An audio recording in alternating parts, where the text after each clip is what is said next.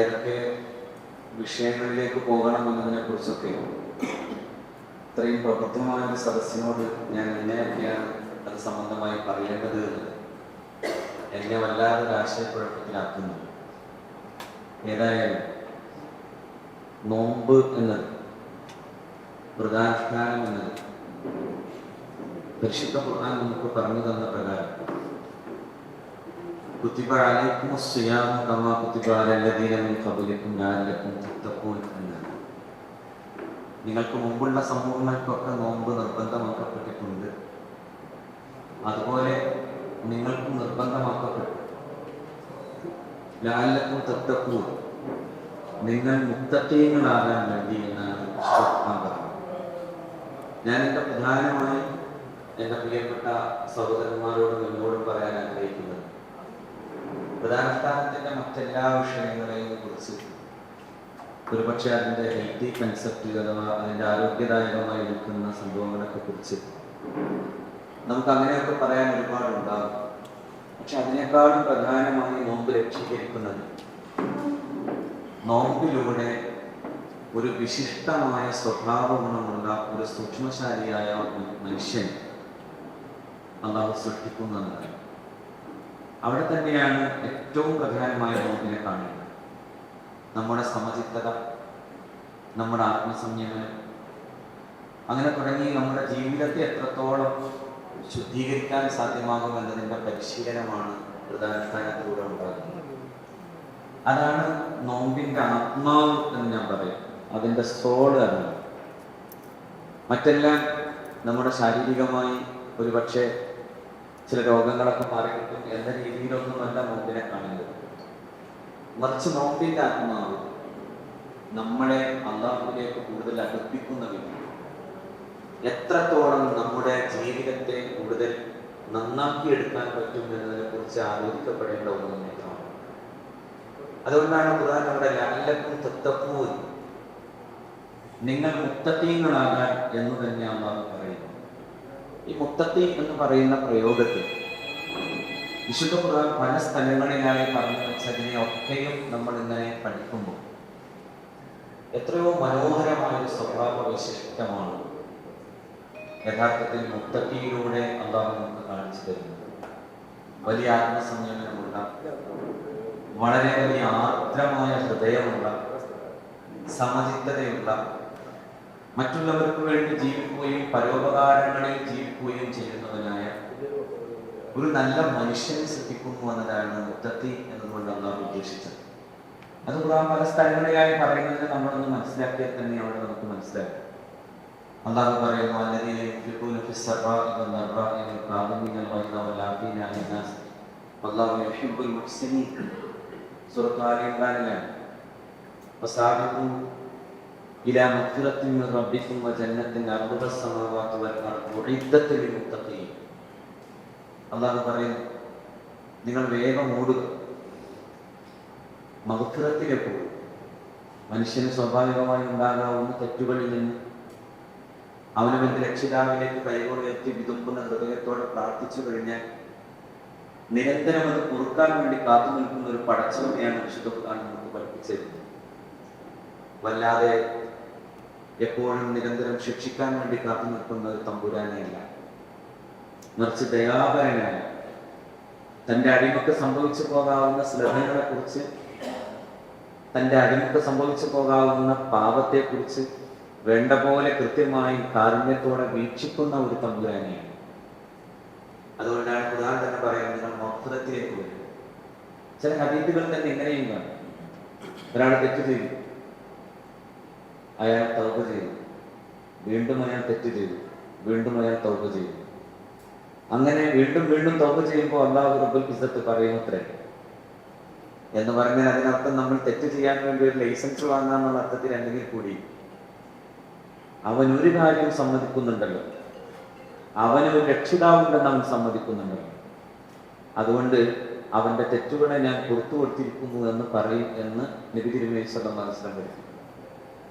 അതായത് മനുഷ്യസഹജമായി വരാവുന്ന ഈ തെറ്റുകളെ, അതിനെ പൊറുക്കാൻ വേണ്ടി അള്ളാഹുവിനോട് കൈനീട്ടാൻ വേണ്ടി ആവശ്യപ്പെടുന്ന ഒരു സമയം വരുന്നു എന്നുള്ളതാണ് റമദാനിന്റെ ഏറ്റവും വലിയ പ്രത്യേകത. എന്നിട്ട് ഖുർആൻ ഞാൻ പറഞ്ഞു വച്ച ഈ കാര്യങ്ങളെ കുറിച്ചൊന്ന് ആലോചിച്ച് നോക്കൂ. ഒന്ന്, സദാസമയം അള്ളാഹുവിൻ്റെ ഇഷ്ടത്തിനായി മറ്റുള്ളവർക്ക് അവരുടെ കണ്ണുനീരൊപ്പാൻ വേണ്ടി ചെയ്യാൻ കഴിയുന്ന എല്ലാ നന്മകളും ചെയ്യാൻ പറ്റുന്ന വിധത്തിലുള്ള അവൻ സന്താപ സന്തോഷവേളകളിലെമ്പാടും അവൻ അള്ളാഹുവിൻ്റെ മാർഗത്തിൽ ചെലവഴിക്കുന്നു. ദേഷ്യം വന്നാൽ അതിനെ പിടിച്ചു നിൽക്കും. നന്നായി വിശന്ന ദേഷ്യം വരാണ് ചെയ്യാറ്. പക്ഷേ ആ വിഷത്തിൻ്റെയും അതിൻ്റെ കാഠിന്യത്തിൻ്റെയും മുമ്പിൽ അള്ളാഹുവിനെ ഓർത്തുകൊണ്ട് സ്വയമേവ ക്ഷമിക്കാൻ കഴിയുന്ന ഒരു ആത്മസംയമനം ഉണ്ടാക്കിയെടുക്കാൻ പറ്റുന്നിടത്താണ് അത്. പ്രവാചകനിലേക്ക് നോക്കിയാൽ, നബി സല്ലല്ലാഹു അലൈഹി വസല്ലമയിലേക്ക് നോക്കിയാൽ നമുക്ക് ധാരാളം കാണാം. എത്ര വലിയ പ്രതികാര ചിന്തയോടെ നിൽക്കേണ്ട ഒരാളാണ് ഒരർത്ഥത്തിൽ പ്രവാചകൻ സല്ലല്ലാഹു അലൈഹി വസല്ലം. മക്കയിലേക്ക് പ്രവേശിക്കുന്ന നേരം നിങ്ങൾ ആലോചിച്ച് നോക്കുക. അവിടെ നിൽക്കുന്ന ശത്രുക്കൾ എത്രയോ ഭീകരന്മാരാണ്. പ്രവാചകൻ സല്ലല്ലാഹു അലൈഹി വസല്ലമയുടെ ഏറ്റവും കടുത്ത ശത്രു നിരയാണ് അവിടെ പ്രവാചകൻ തിരുമേനി സല്ലല്ലാഹു അലൈഹി വസല്ലമക്ക് അഭിമുഖീകരിക്കേണ്ടി വരുന്നത്. പക്ഷെ അവിടെ എത്ര മനോഹരമായിട്ടാണ് പ്രവാചകൻ ദയാപരനായത്, എത്ര മനോഹരമായിട്ടാണ് പ്രവാചകൻ ക്ഷമാശീലനായത്.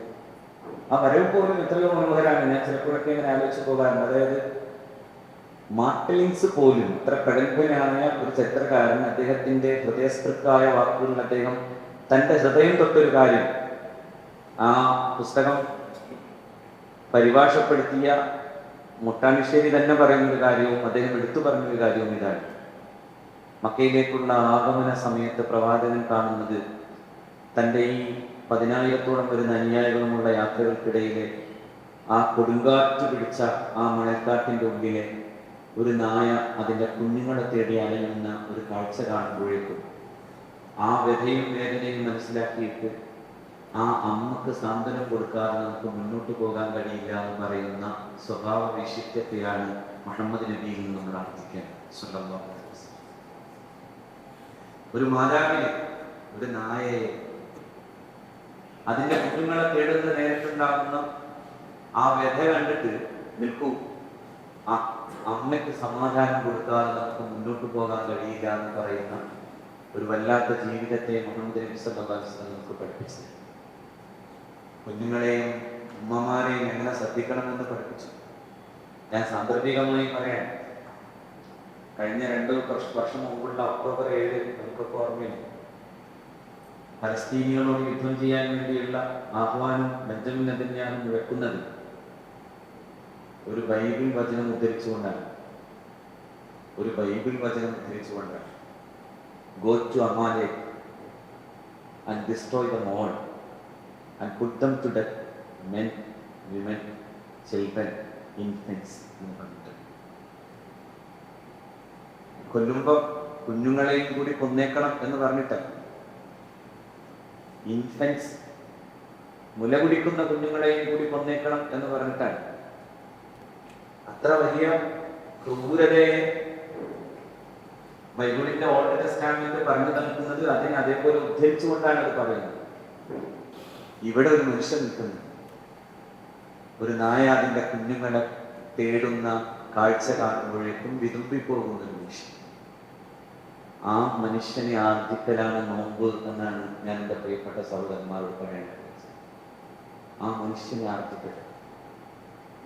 ഒരു നായ അതിന്റെ കുഞ്ഞുങ്ങളെ തേടുമ്പോഴേക്കും വിതുമ്പിപ്പോകുന്ന വിധം ലോലഹൃദയനായ ഒരു പ്രവാചകനിൽ നിന്നും തന്നെയാകണം നമ്മുടെ ജീവിതത്തെ നാം കണ്ടെത്തേണ്ടതെന്നർത്ഥം. എന്നിട്ടും മക്കയുടെ പ്രാന്തങ്ങളിലേക്ക് ചെല്ലുമ്പോഴേക്കും അവിടുത്തെ ശത്രുക്കളുടെ മക്കൾ ഓടി വന്നു. ഇമാം ബുഖാരി തന്റെ സ്വഹീഹിൽ രേഖപ്പെടുത്തുന്നു,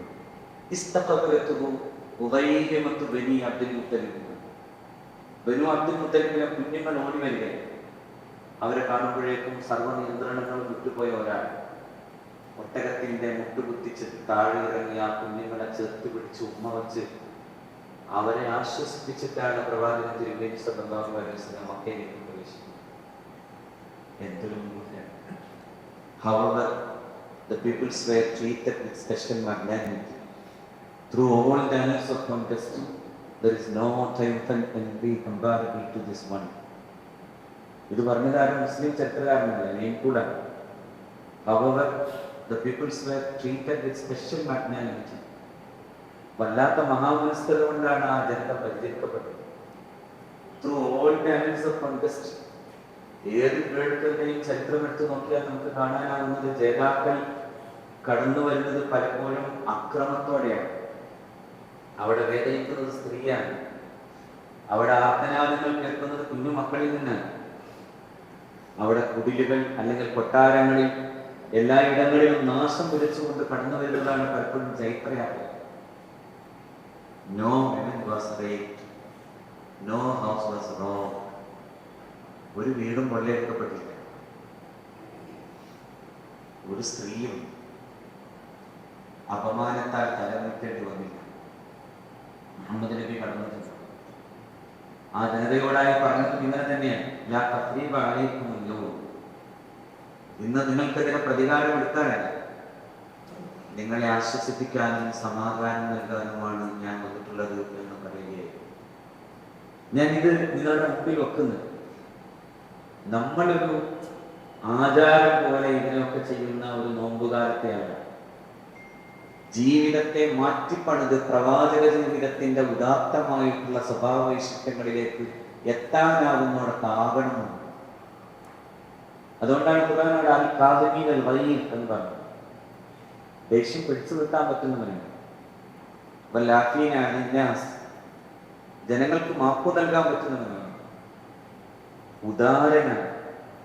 ഞാൻ വീണ്ടും മുഹമ്മദ് നബിയിലേക്ക് തന്നെ പോകാൻ ആഗ്രഹിക്കുന്നു സല്ലല്ലാഹു അലൈഹി വസല്ലം. വിശുദ്ധ ഖുർആൻ അവിടെയൊക്കെ പറഞ്ഞ പ്രവാചകനെ നമ്മൾ അങ്ങനെ തന്നെ കാണും.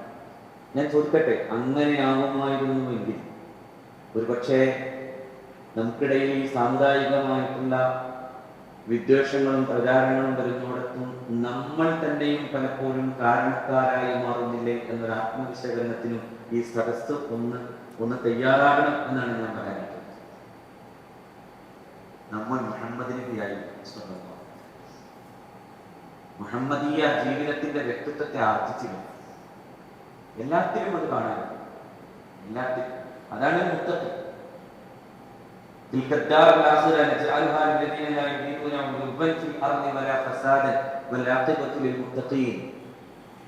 മുത്തഖിയെ കുറിച്ച് പറയുന്നതൊക്കെ അങ്ങനെ ശ്രദ്ധിക്കണം. പാരത്രിക ജീവിതം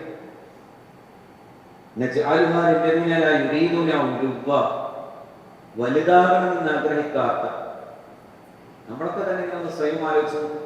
നമുക്കിടയിൽ ഒരു പ്രമാണിയുണ്ട്, നമ്മുടെ ഹൃദയത്തിൽ ഒരു പ്രമാണിയുണ്ട്. നമ്മേക്കാൾ സ്റ്റാറ്റസിന് താഴെ നിൽക്കുന്ന ഒരാളെ ചേർത്തു നിർത്താൻ പറ്റാത്തൊരു പ്രാമാണിത്വം. ബിലാലിന്റെ കൈ പിടിക്കുമ്പോൾ ആ പ്രാമാണിത്വം ഇല്ല. ബിലാലിന്റെ കൈപിടിച്ചു പോകുന്ന പ്രവാചകൻ സ്വല്ലല്ലാഹു അലൈഹി വസല്ലം ആ പ്രാമാണിത്വമില്ല. ഒരു വേള ഇതേ ബിലാൽ പോലും അബൂ സുഫിയാൻ നേരെ ഇതാ അള്ളാഹുവിന്റെ ശത്രുവാണ് ആ പോകുന്നത്, അള്ളാഹുവിന്റെ റസൂലിന്റെ ശത്രുവാണ് ആ പോകുന്നത് എന്ന് പറഞ്ഞ് ഫൽസിക്കാൻ ശ്രമിച്ചപ്പോ അബൂബക്കർ റളിയല്ലാഹു അൻഹു മഹാനായ ബിലാൽ റളിയല്ലാഹു അൻഹുവിനെ ദേഷ്യത്തോടെ ആരെക്കുറിച്ചാണ് പറഞ്ഞത്? അറബ് ഗോത്രത്തിന്റെ തലവനെ കുറിച്ച് പറയാൻ മാത്രം നിനക്കെന്ത് അധികാരം എന്ന് ചോദിക്കുന്നത്. ആ ചോദ്യം ചോദിച്ചിട്ട് പിന്നെ പക്ഷേ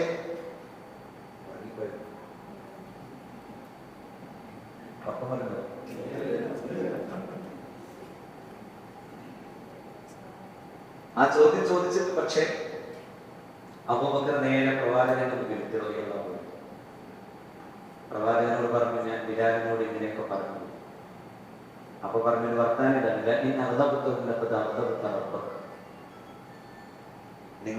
നിങ്ങൾ അവരോട് ദേഷ്യപ്പെട്ടാൽ നിങ്ങൾ പടച്ചവരോട് ദേഷ്യപ്പെട്ടവരെ പോലെയാണ്. ആരാണ്? ഒരിക്കൽ ശ്വാസം അവസാനിച്ചു പോകുന്ന നേരത്ത് നിങ്ങൾ ഈ മനുഷ്യനെ കൊന്നു കളഞ്ഞിട്ട് എന്തു കാര്യം എന്ന് ചോദിച്ച് ഭീകരനായ യജമാനന്റെ മുമ്പിലേക്ക് സ്വർണ്ണ നാണയങ്ങൾ കൊണ്ടിട്ടിട്ട് മോചിപ്പിച്ചെടുത്ത യജമാനനായ ഒരു മനുഷ്യൻ അന്നത്തെ സാമൂഹികാവസ്ഥയുടെ മുമ്പിൽ അടിമയായിരുന്ന ഒരാളുടെ മുമ്പിൽ ദേഷ്യം പിടിച്ചതിന്റെ പേരിലാണ് പ്രവാചകൻ പറയുന്നത്,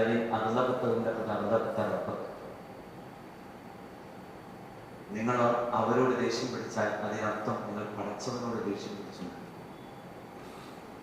അബൂബക്കർ ഓടി ചെന്ന് പ്രവാചകൻ തിരുമേനി സല്ലല്ലാഹു അലൈഹി വസല്ലം പറഞ്ഞ പ്രകാരം ബിലാലിന്റെ അടുക്കൽ ചെന്ന് നിന്നിട്ട് പറഞ്ഞു, ബിലാൽ, ഞാൻ അങ്ങയോട് ദേഷ്യം പിടിച്ചതിനെ കുറിച്ച് അള്ളാഹുവിന്റെ പ്രവാചകൻ പറഞ്ഞത്, അങ്ങയോട് ദേഷ്യം പിടിച്ചാൽ അതിനർത്ഥം ഉടമസ്ഥനായ അള്ളാഹുവിനോട് ദേഷ്യം പിടിച്ചതുപോലെയാണെന്ന്. അതുകൊണ്ട് എനിക്ക് മാപ്പു തരണമെന്ന് പറയാൻ മാത്രം ഹൃദയവിശാലതയുള്ള ഒരു സംസ്കാരത്തെ സൃഷ്ടിച്ചു തന്നു എന്നതാണ് ഇസ്ലാം, അല്ലെങ്കിൽ ഇസ്ലാമിന്റെ വ്യക്തിത്വം എന്ന് പറയുന്നതിനെ നമുക്ക് ഇങ്ങനെ കാണിച്ചു തരാൻ കഴിയും. ഇതുണ്ടാകലാണ് പ്രധാനക്കാരൻ എന്നത് പ്രഭാതം മുതൽ പ്രദോഷം വരെ കുറച്ച് സമയം മുതൽ പട്ടിണി കിടക്കലായി കാണണ്ട. എന്തൊക്കെ മാറ്റം എൻ്റെ ഹൃദയത്തിലുണ്ട്. ഞാൻ എത്രത്തോളം മുത്തത്തിയത് അതിനെക്കുറിച്ച് ആലോചിക്കാനായിരിക്കണം. എത്രത്തോളം ഞാൻ കൂടുതൽ വിനയാന്വിതനാവുകയും മറ്റുള്ളവരുടെ മുമ്പിൽ അവന്റെ വേദനയ്ക്ക് മുമ്പിൽ ആർദ്ര ഹൃദയനാവുകയും ചെയ്തത് എത്രത്തോളം. ഈ പരിശോധനയാണ് ഞാനൊക്കെ നോമ്പ് കഴിഞ്ഞിട്ട് ആലോചിക്കുന്നത്. എത്രത്തോളം എൻ്റെ ഹൃദയം ആർദ്രമാണ്. ഇല്ലെങ്കിൽ എന്ത് മതമാണ് നമ്മൾ കൂടെ കൊണ്ട് നടക്കുന്നത്? നമ്മൾ ഈ മതത്തെ കുറിച്ചൊക്കെ പറയുമ്പോൾ കുറെ ആരാധനകൾ എന്നാണ് പരിശുദ്ധ റസൂൽ പറഞ്ഞത്. അങ്ങനെയല്ല സ്വല്ലല്ലാഹു അലൈഹി വസല്ലം. ഒരിക്കൽ പ്രവാചകനോട് ഇങ്ങനെ തന്നെ ചോദിച്ചു, എന്താണ് ഈ മതം? What is religion? ഈ ചോദ്യം നെഹ്റു ചോദിക്കുന്നുണ്ട്.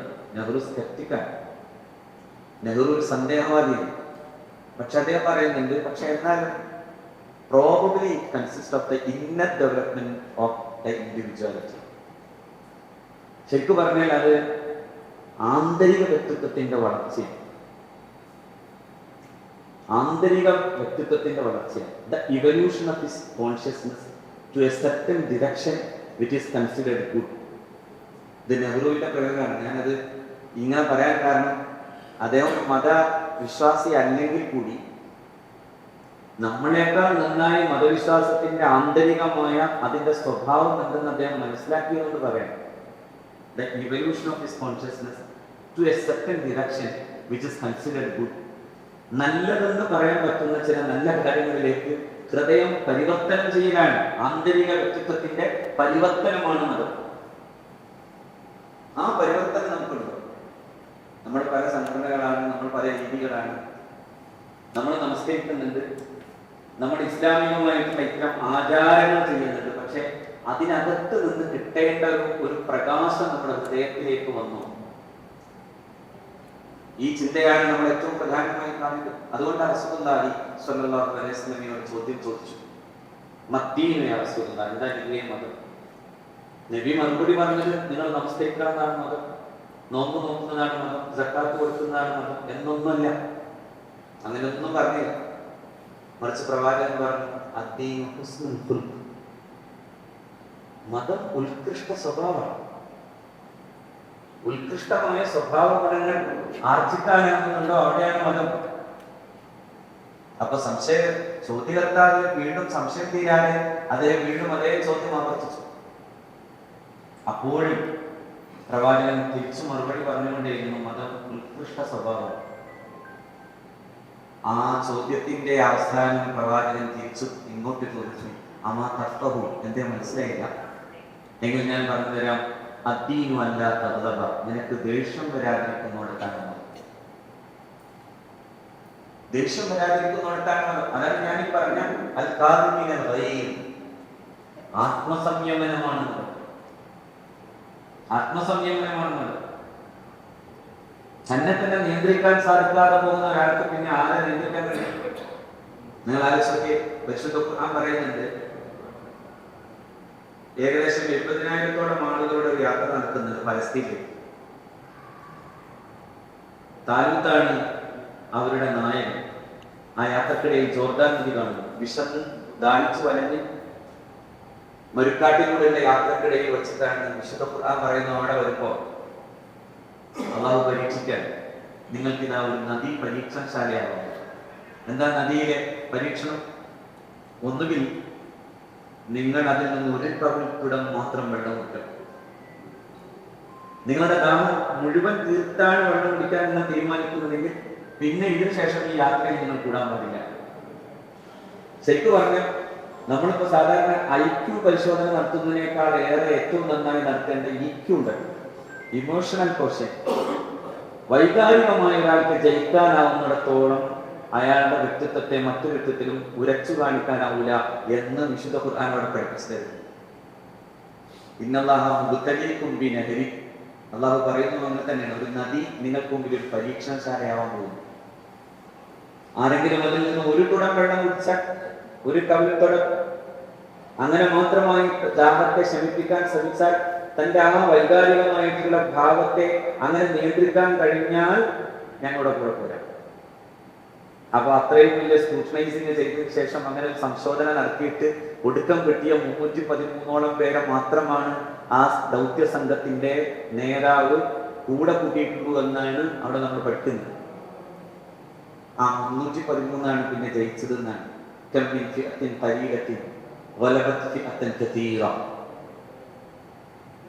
നമ്മൾക്ക് ഇന്ന് ആരെയും ജയിക്കാൻ കഴിയാത്തതിന്റെ കാരണം തന്നെയാണ്. നോമ്പിനാണ് ഏറ്റവും കൂടുതൽ നമ്മൾ വൈകാരികമായി അടിമപ്പെടുന്നതെന്നാണ് എനിക്ക് തോന്നിയിട്ടുള്ളത്. കാരണം ഈ തിന്മേശ നമ്മളെ ഇത്രയേറെ ഭ്രമിപ്പിക്കുന്ന മറ്റൊരു സമയം ഉണ്ടാവില്ല. നമ്മളിപ്പോ ഈ ഇഫ്താർ ഉത്സവാക്കിയ കാലാണ്.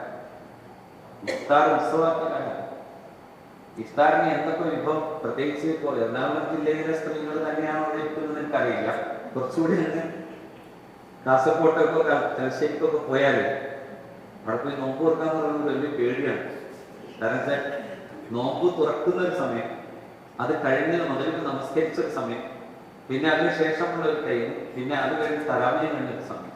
ഈ സമയമൊക്കെ തന്നെ വിഭവ സമൃദ്ധമാണ്. നല്ല ചുറ്റി നമ്മള് കഴിക്കില്ലാന്ന് കേട്ടോ.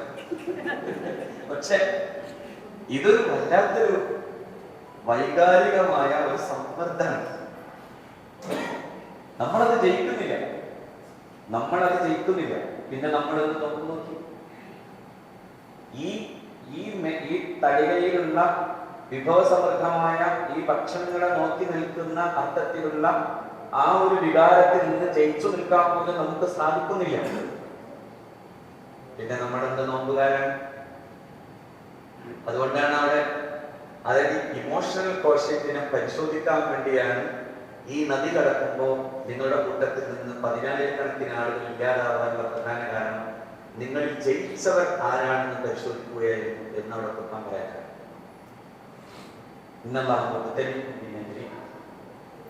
ഒരു നദി നിങ്ങൾക്ക് പരീക്ഷണശാലയാവുകയാണ്. ഇന്നിപ്പോ നമ്മളൊക്കെ ഈ ഈക്വിനെ കുറിച്ച് മൈക്വിനെ കുറിച്ചൊക്കെ ആർക്കും പറഞ്ഞു തരേണ്ട ആവശ്യം വരുന്നില്ല. ഇന്ന് ഏറ്റവും പ്രധാനമാണ് ഒരാൾക്ക് ജയിക്കാൻ, ജീവിതത്തെ ജയിക്കാൻ ആവശ്യമാണല്ലോ ഈ സമചിത്തത. ഈ സമചിത്തതയെ കുറിച്ചാണ് ഖുർആൻ നിരന്തരം പറയുന്നത്. ഇതാണ് നോമ്പിനും നമ്മുടെ ഉള്ളടക്കമായി മാറേണ്ടത്. ഈ സമചിത്തതയാണ്. ഭക്ഷണം കഴിച്ചിട്ടല്ല, ഭക്ഷണം കഴിക്കാതെ.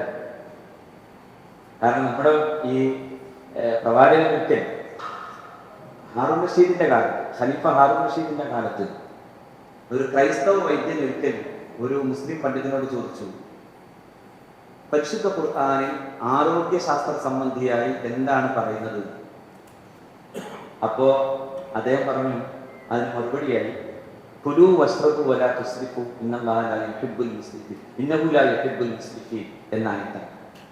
കുലൂ വശ്റബൂ, നിങ്ങൾ കുടിച്ചോളൂ, തിന്നോളൂ, വലാ തുസ്രിഫൂ, അമിതമാകും, ഇന്നഹു ലാ യുഹിബ്ബുൽ മുസ്രിഫീൻ, നിങ്ങൾ അതായത് അമിതമായി ആകുന്നവരെ അല്ലാഹു ഇഷ്ടപ്പെടുന്നില്ല എന്ന ആയത്ത് മുന്നിൽ വെച്ചു.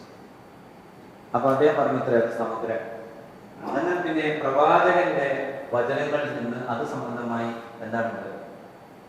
അപ്പോ അദ്ദേഹം പറഞ്ഞു, അൽ മിഅദതു ബൈതു കുല്ലി ദാഇ, ഉദരമാണ് സകല രോഗങ്ങളുടെയും പ്രധാന കേന്ദ്രം. ഒരു ഗാസ്ട്രോ ഡോക്ടറോട് ചോദിച്ചാൽ, അല്ല മെഡിക്കൽ സയൻസിന് അത്യാവശ്യം മനസ്സിലാക്കാൻ കഴിയുന്ന ഒരാളോട് ചോദിച്ചാൽ ഏറ്റവും പ്രശ്നമുള്ള സ്ഥലം എന്താണ്? ഉദരം അല്ലേ? ഉദരം. സകല രോഗങ്ങളുടെയും കേന്ദ്രം എന്ന് പറയുന്നത്, ഭവനം എന്ന് പറയുന്നത് ഉദരാണ്.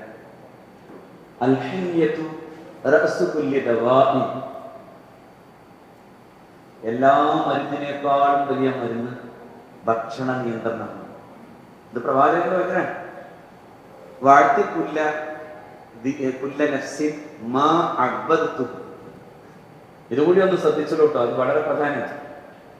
ഓരോ ശരീരത്തിനും അത് പരിചയിച്ചിട്ടുള്ള ഭക്ഷണം നൽകണം, മരുന്ന് നൽകണം എന്ന് പ്രവാചകൻ പഠിപ്പിച്ചു. ഞാൻ അത്ഭുതത്തോടെ നമുക്ക് എന്തേ രോഗം പറയാനാണ്? നമുക്ക് ചൈനീസ് ഫുഡിന്റെ ആൾക്കാരാണ്, അറബ് ഫുഡിന്റെ ആൾക്കാരാണ്. നമുക്ക് കപ്പ മാങ്ങ എന്നൊക്കെ പറഞ്ഞാൽ നാണക്കേടാണ്. അതായത് നമ്മളുടെ ഒരു ജനറ്റിക് ഫാക്ടറിനോട് അനുബന്ധമായി നിൽക്കുന്ന നമ്മുടെ കാലാവസ്ഥ നമുക്ക് നൽകുന്ന ഭക്ഷണ രീതിക്ക് അപ്പുറത്തെ മറ്റൊരു ഭക്ഷണ രീതി അവലംബിക്കാൻ വേണ്ടി ശ്രമിച്ചപ്പോ മലയാളി രോഗിയെ, എനിക്ക് തോന്നുന്നു മലബാറിൽ നിന്നാണ് ഏറ്റവും കൂടുതൽ തിരുവനന്തപുരം ക്യാൻസർ സെന്ററിലേക്ക് കൂടുതൽ റീജിയണൽ ക്യാൻസർ സെന്ററിലേക്ക് ആളുകൾ പോകുന്നത്. മിക്കവാറും നിങ്ങൾ മലബാറിൽ നിന്ന് ഇങ്ങനെ ട്രെയിൻ കയറിയാൽ അവിടെ ഇങ്ങനെ പലരും ഇങ്ങനെ മാസ്ക് ഇരിക്കുന്ന കാണാം. ചോദിച്ചു നോക്കിയാൽ പറയും റീജിയണൽ ക്യാൻസർ സെന്ററിലേക്കുള്ള യാത്രയിലാണ്. അല്ലാതെ നമ്മളെ കാപ്പൻ. പക്ഷെ നമ്മൾ ആലോചിച്ച് നോക്കേണ്ടത്, ഇത് ഈ പറയപ്പെടുന്ന രീതിയിൽ പ്രവാചകൻ തിരുമേനി സല്ലല്ലാഹു അലൈഹി വസല്ലം പറഞ്ഞ പ്രകാരം ആലോചിച്ച് ഭക്ഷണത്തെ നിയന്ത്രിക്കുകയും മനസ്സിനെ സംയമിപ്പിക്കുകയും ചെയ്യുന്ന ഒരു വ്യക്തിത്വത്തെ നമുക്ക് രൂപീകരിക്കാൻ കഴിഞ്ഞാൽ തന്നെ എത്ര വലുതായിരിക്കും ഈ റമദാനിന് ശേഷമുള്ള നമ്മുടെ ജീവിതം. അതാണ് ഉദരത്തെ പ്രവാചകൻ എന്ന് പറഞ്ഞത്. പിന്നെ ഇങ്ങനെയും പറഞ്ഞു, ഒരു സത്യവിശ്വാസിയെ സംബന്ധിച്ചിടത്തോളം കുറച്ച് ഭക്ഷണം നൽകി. എന്നിട്ട് പറഞ്ഞു തുലുത്തുല്ലി ബറാമി തുലുത്തുല്ലി ശറാബി തുലുത്തുല്ലി നഫസി. വയറിന്റെ മൂന്നിലൊരു ഭാഗം ഭക്ഷണത്തിന്, മൂന്നിലൊരു ഭാഗം വെള്ളത്തിന്, മൂന്നിലൊരു ഭാഗം വായുവിന്റെ യാത്രയ്ക്ക്. ഇതേ സ്വഭാവം ആയുർവേദം പറയട്ടോ, ദൗഭാഗോ പൂരേ തന്നെ തോയോനേകം പ്രപൂരേ മാനുഗസ്യ പ്രചാരാർത്ഥം ചതുർത്ഥം അവശേഷിക്കുന്നത്. അതന്നെ ദൗഭാഗോ പൂരേ അന്നൈ. അന്നൈ എന്ന് പറഞ്ഞാൽ അന്നം കൊണ്ട്, ഭക്ഷണം കൊണ്ട് രണ്ട് ഭാഗം പൂരിപ്പിക്കാം. തോയോനേകം പ്രപൂരേ, തോയ വെള്ളം, വെള്ളം കൊണ്ട് ഒരു ഭാഗം പൂരിപ്പിക്കാം. മാനുഗസ്യ പ്രചാരാർത്ഥം ചതുർത്ഥം അവശേഷിയെ. മാരുതിന് പോകാൻ ഇടല്ലാതെ കൊണ്ട് ഇടങ്ങാറാവുന്ന ഒരവസ്ഥയാണ് പലപ്പോഴും നമുക്ക് ഉണ്ടാകുന്നത്. അങ്ങനെയല്ല, മാരുതിന് അതായത് വായുവിന് പോകാൻ സാധ്യമാകുന്ന ഒരവസ്ഥയെ പ്രചാരാർത്ഥം എന്ന് പറഞ്ഞാൽ അതിൽ കടന്നു പോകാൻ പറ്റുന്ന രീതിയിൽ ചതുർത്ഥം അവശേഷിയെ, നാലാമത്തെ ഭാഗങ്ങൾ അവശേഷിപ്പിക്കാറ്. ഇതൊക്കെ ഈ സ്വഭാവ വിശേഷത്തിന്റെ ഭാഗമാട്ടോ. നമ്മളെത്രത്തോളം നമ്മുടെ ഭക്ഷണം കിട്ടുന്നു, നമ്മളെത്രത്തോളം പിന്നെ നമ്മുടെ സ്വഭാവത്തെ നന്നാക്കുന്നു, നമ്മൾ എത്രത്തോളം പഠിച്ചവനിലേക്ക് അടുക്കുന്നു, ഇതെല്ലാം നോമ്പിനെ ഇങ്ങനെയൊക്കെ നോക്കിക്കാണാൻ പറ്റും. നമ്മൾ എത്രത്തോളം നന്നാവും, നമ്മൾ എത്രത്തോളം ഇസ്തിഗ്ഫാർ ചെയ്യും. നോക്കൂ, വെറുതെ നന്നാക്കിയതല്ല സ്വഹാബാക്കൾ. സ്വഹാബാക്കൾക്ക് ഇപ്പറയപ്പെടുന്ന എല്ലാ ഗുണങ്ങളും ഉണ്ടായിരുന്നു. അവർ നിരന്തരം പറഞ്ഞു, പകൽ അശ്വാരന്മാരായി, രാത്രിയിൽ സന്യാസിവര്യന്മാരെ പോലെ പ്രാർത്ഥിച്ചു. അവരുടെ സാംസ്കാരികമായ അവസ്ഥയെ തന്നെ എത്രത്തോളം നന്നാക്കിയതിനെ കുറിച്ച് നിങ്ങളൊന്ന് ആലോചിച്ച് നോക്കൂ. Gibbon the decline and fall of the Roman empire എന്ന് പറയുന്ന പുസ്തകത്തിൽ പറയുന്ന ഒരു കാര്യമുണ്ട്. നരാധമന്മാരായിരുന്നു പറയുന്നത്. The human brute almost without sense is poorly distinguished from the rest of animal creation. മൃഗങ്ങളിൽ നിന്ന് വ്യത്യസ്തമെന്ന് പറയാൻ പോലും പറ്റാത്ത വിധം നരാധമന്മാരായി ജീവിച്ച ഒരു ജനത. ആ ജനതയെ പരിഷ്കരിച്ച, അങ്ങനെ അവരെ സംസ്കരിച്ച, അവരെ ഉദാത്തമായ ജീവിതഭാഗങ്ങളുടെ സകല മോദങ്ങളെയും പഠിപ്പിച്ചു കൊടുക്കുന്നിടത്ത് അവർ ആദ്യം ചെയ്ത പണി നമ്മൾ ചെയ്യുന്നില്ല. നമ്മളിപ്പോ നോക്കിയിട്ട് ഹെൽത്തി കൺസെപ്റ്റുകളെ കുറിച്ച് ആലോചിക്കുകയാണ്. നിസ്കാരത്തിന്റെ ഹെൽത്തി കൺസെപ്റ്റിനെ കുറിച്ച് മാത്രം ആലോചിക്കുകയാണ് അല്ലെ. നമസ്കരിച്ചാൽ നമുക്ക് ശാരീരികമായി നല്ലൊരു ബലമൊക്കെ കിട്ടും. നമ്മൾ നമസ്കരിക്കുമ്പോൾ അന്യാന്യായിട്ട് നിൽക്കുന്നത് പോലെ പടക്കാരന്മാരും പിന്നെ പടയാളികൾ നിൽക്കാം എന്നൊക്കെ പറയുന്നതിനെ കുറിച്ച് ആലോചിക്കാൻ. നമസ്കാരം ശരിക്കും പറഞ്ഞാൽ അതൊക്കെ ഉണ്ട്, ഇല്ലെന്ന് ഞാൻ പറയുന്നത്. പക്ഷെ അതിനേക്കാളൊക്കെ അള്ളാഹുവിലേക്കുള്ള ഒരു പ്രയാണം, ഒരു മിഅ്റാജ്, പടച്ച റബ്ബിലേക്കുള്ള ഒരു മിഅ്റാജ്. മുഹമ്മദ് നബിയുടെ മിഅ്റാജ് പോലെ അള്ളാഹുവിനെ കണ്ടെത്തുന്ന പോലെ നമസ്കരിക്കുക എന്ന് പറയുന്നതാണ് പ്രധാനം. ഇതെന്താണ് നോമ്പിലെ ആരോഗ്യ സംബന്ധിയായ കാഴ്ചപ്പാടുകളൊക്കെ അവതരിപ്പിക്കപ്പെടുമ്പോൾ അതതിന്റെ ഒരു ബാഹ്യമായ അവസ്ഥകളെ മാത്രം പ്രതിനിധീകരിക്കുന്ന ഒന്നാണ്. അതിന്റെ ഉള്ളടക്കം അതല്ല. അതുകൊണ്ടാണ് ഈ സ്വഹാബാക്കളെ ആദ്യം പരിഷ്കരിച്ചതും പ്രവാചകൻ ഇങ്ങനെ തന്നെയാണ്. അതായത്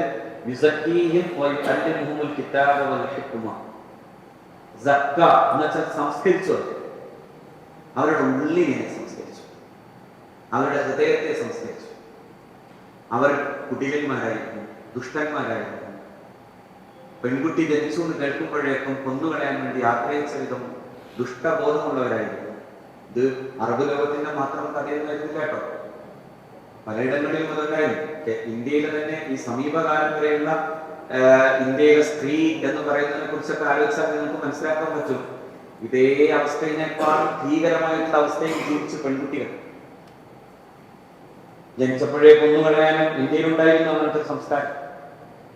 പിന്നെ ഭർത്താവ് മരിച്ചാൽ പിന്നെ കൊണ്ടുപോയി ചിരയിടുന്നതിന്റെ ഭീകരത ആലോചിച്ചു നോക്കും.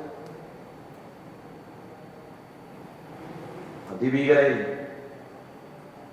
അലറി വിളിച്ച് തിരിച്ചോടാൻ വേണ്ടി ശ്രമിക്കുന്ന സ്ത്രീയെ കമ്പുകൾ കൊണ്ട് കുത്തി വീണ്ടും ആ തീക്കുണ്ടാരത്തിലേക്ക് ഇടുന്ന അതിഭീകരമായിട്ടുള്ള രംഗങ്ങൾ ഇന്ത്യയിൽ 100 കൊല്ലത്തിന് മുമ്പുണ്ടായിരുന്നു. 100 കൊല്ലം എന്ന് പറയുന്നതിന് ഞാൻ അങ്ങനെ മാത്രം പറയാണ്, അതിന്റെ കറക്റ്റ് കൃത്യമായി പറയണം. പക്ഷെ അങ്ങനെ ആലോചിക്കുന്നില്ല.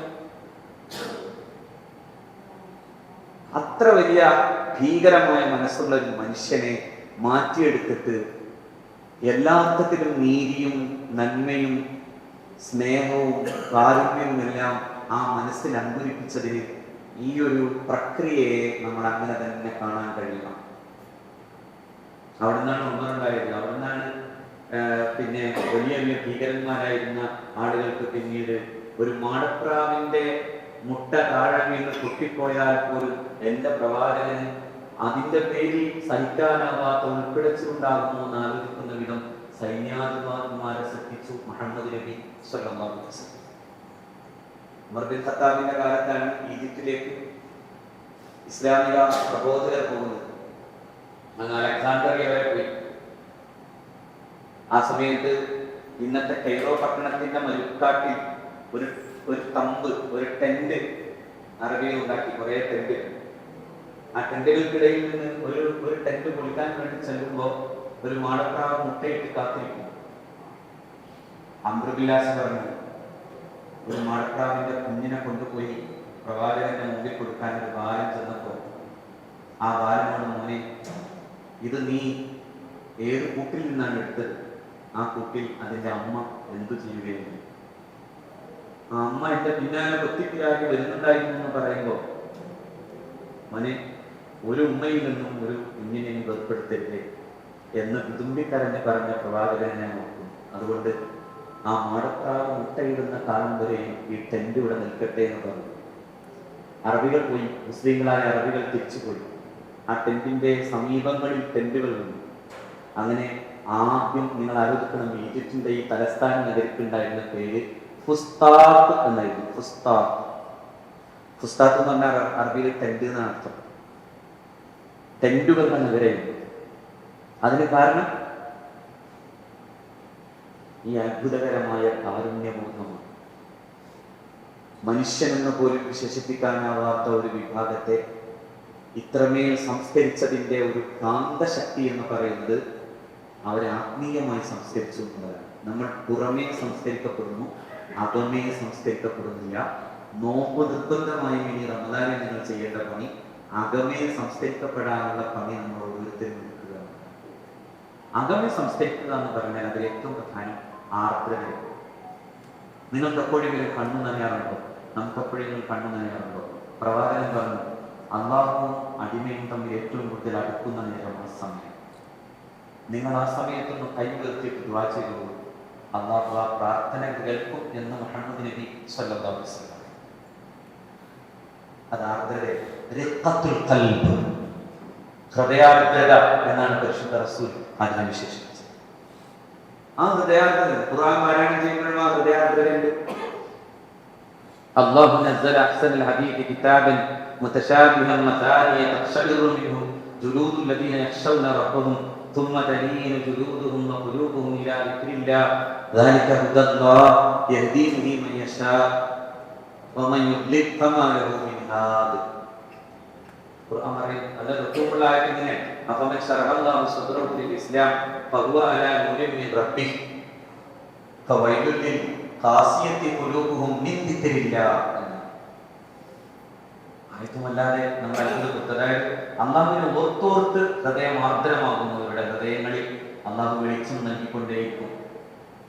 അള്ളാഹുവിന്റെ ഓർമ്മകളിൽ നിന്ന് മുക്തമായി പോയ ഹൃദയങ്ങളിൽ അള്ളാഹു ആ ഹൃദയത്തെ സങ്കുചിതമാക്കിക്കൊണ്ടേയിരിക്കും. ഖുർആനാ പറയുന്നത് ഖാസിയത്തുൽ ഖൽബ്, ഖസ്വത്തുൽ ഖൽബ്, ഹൃദയം കഠിനമാകും.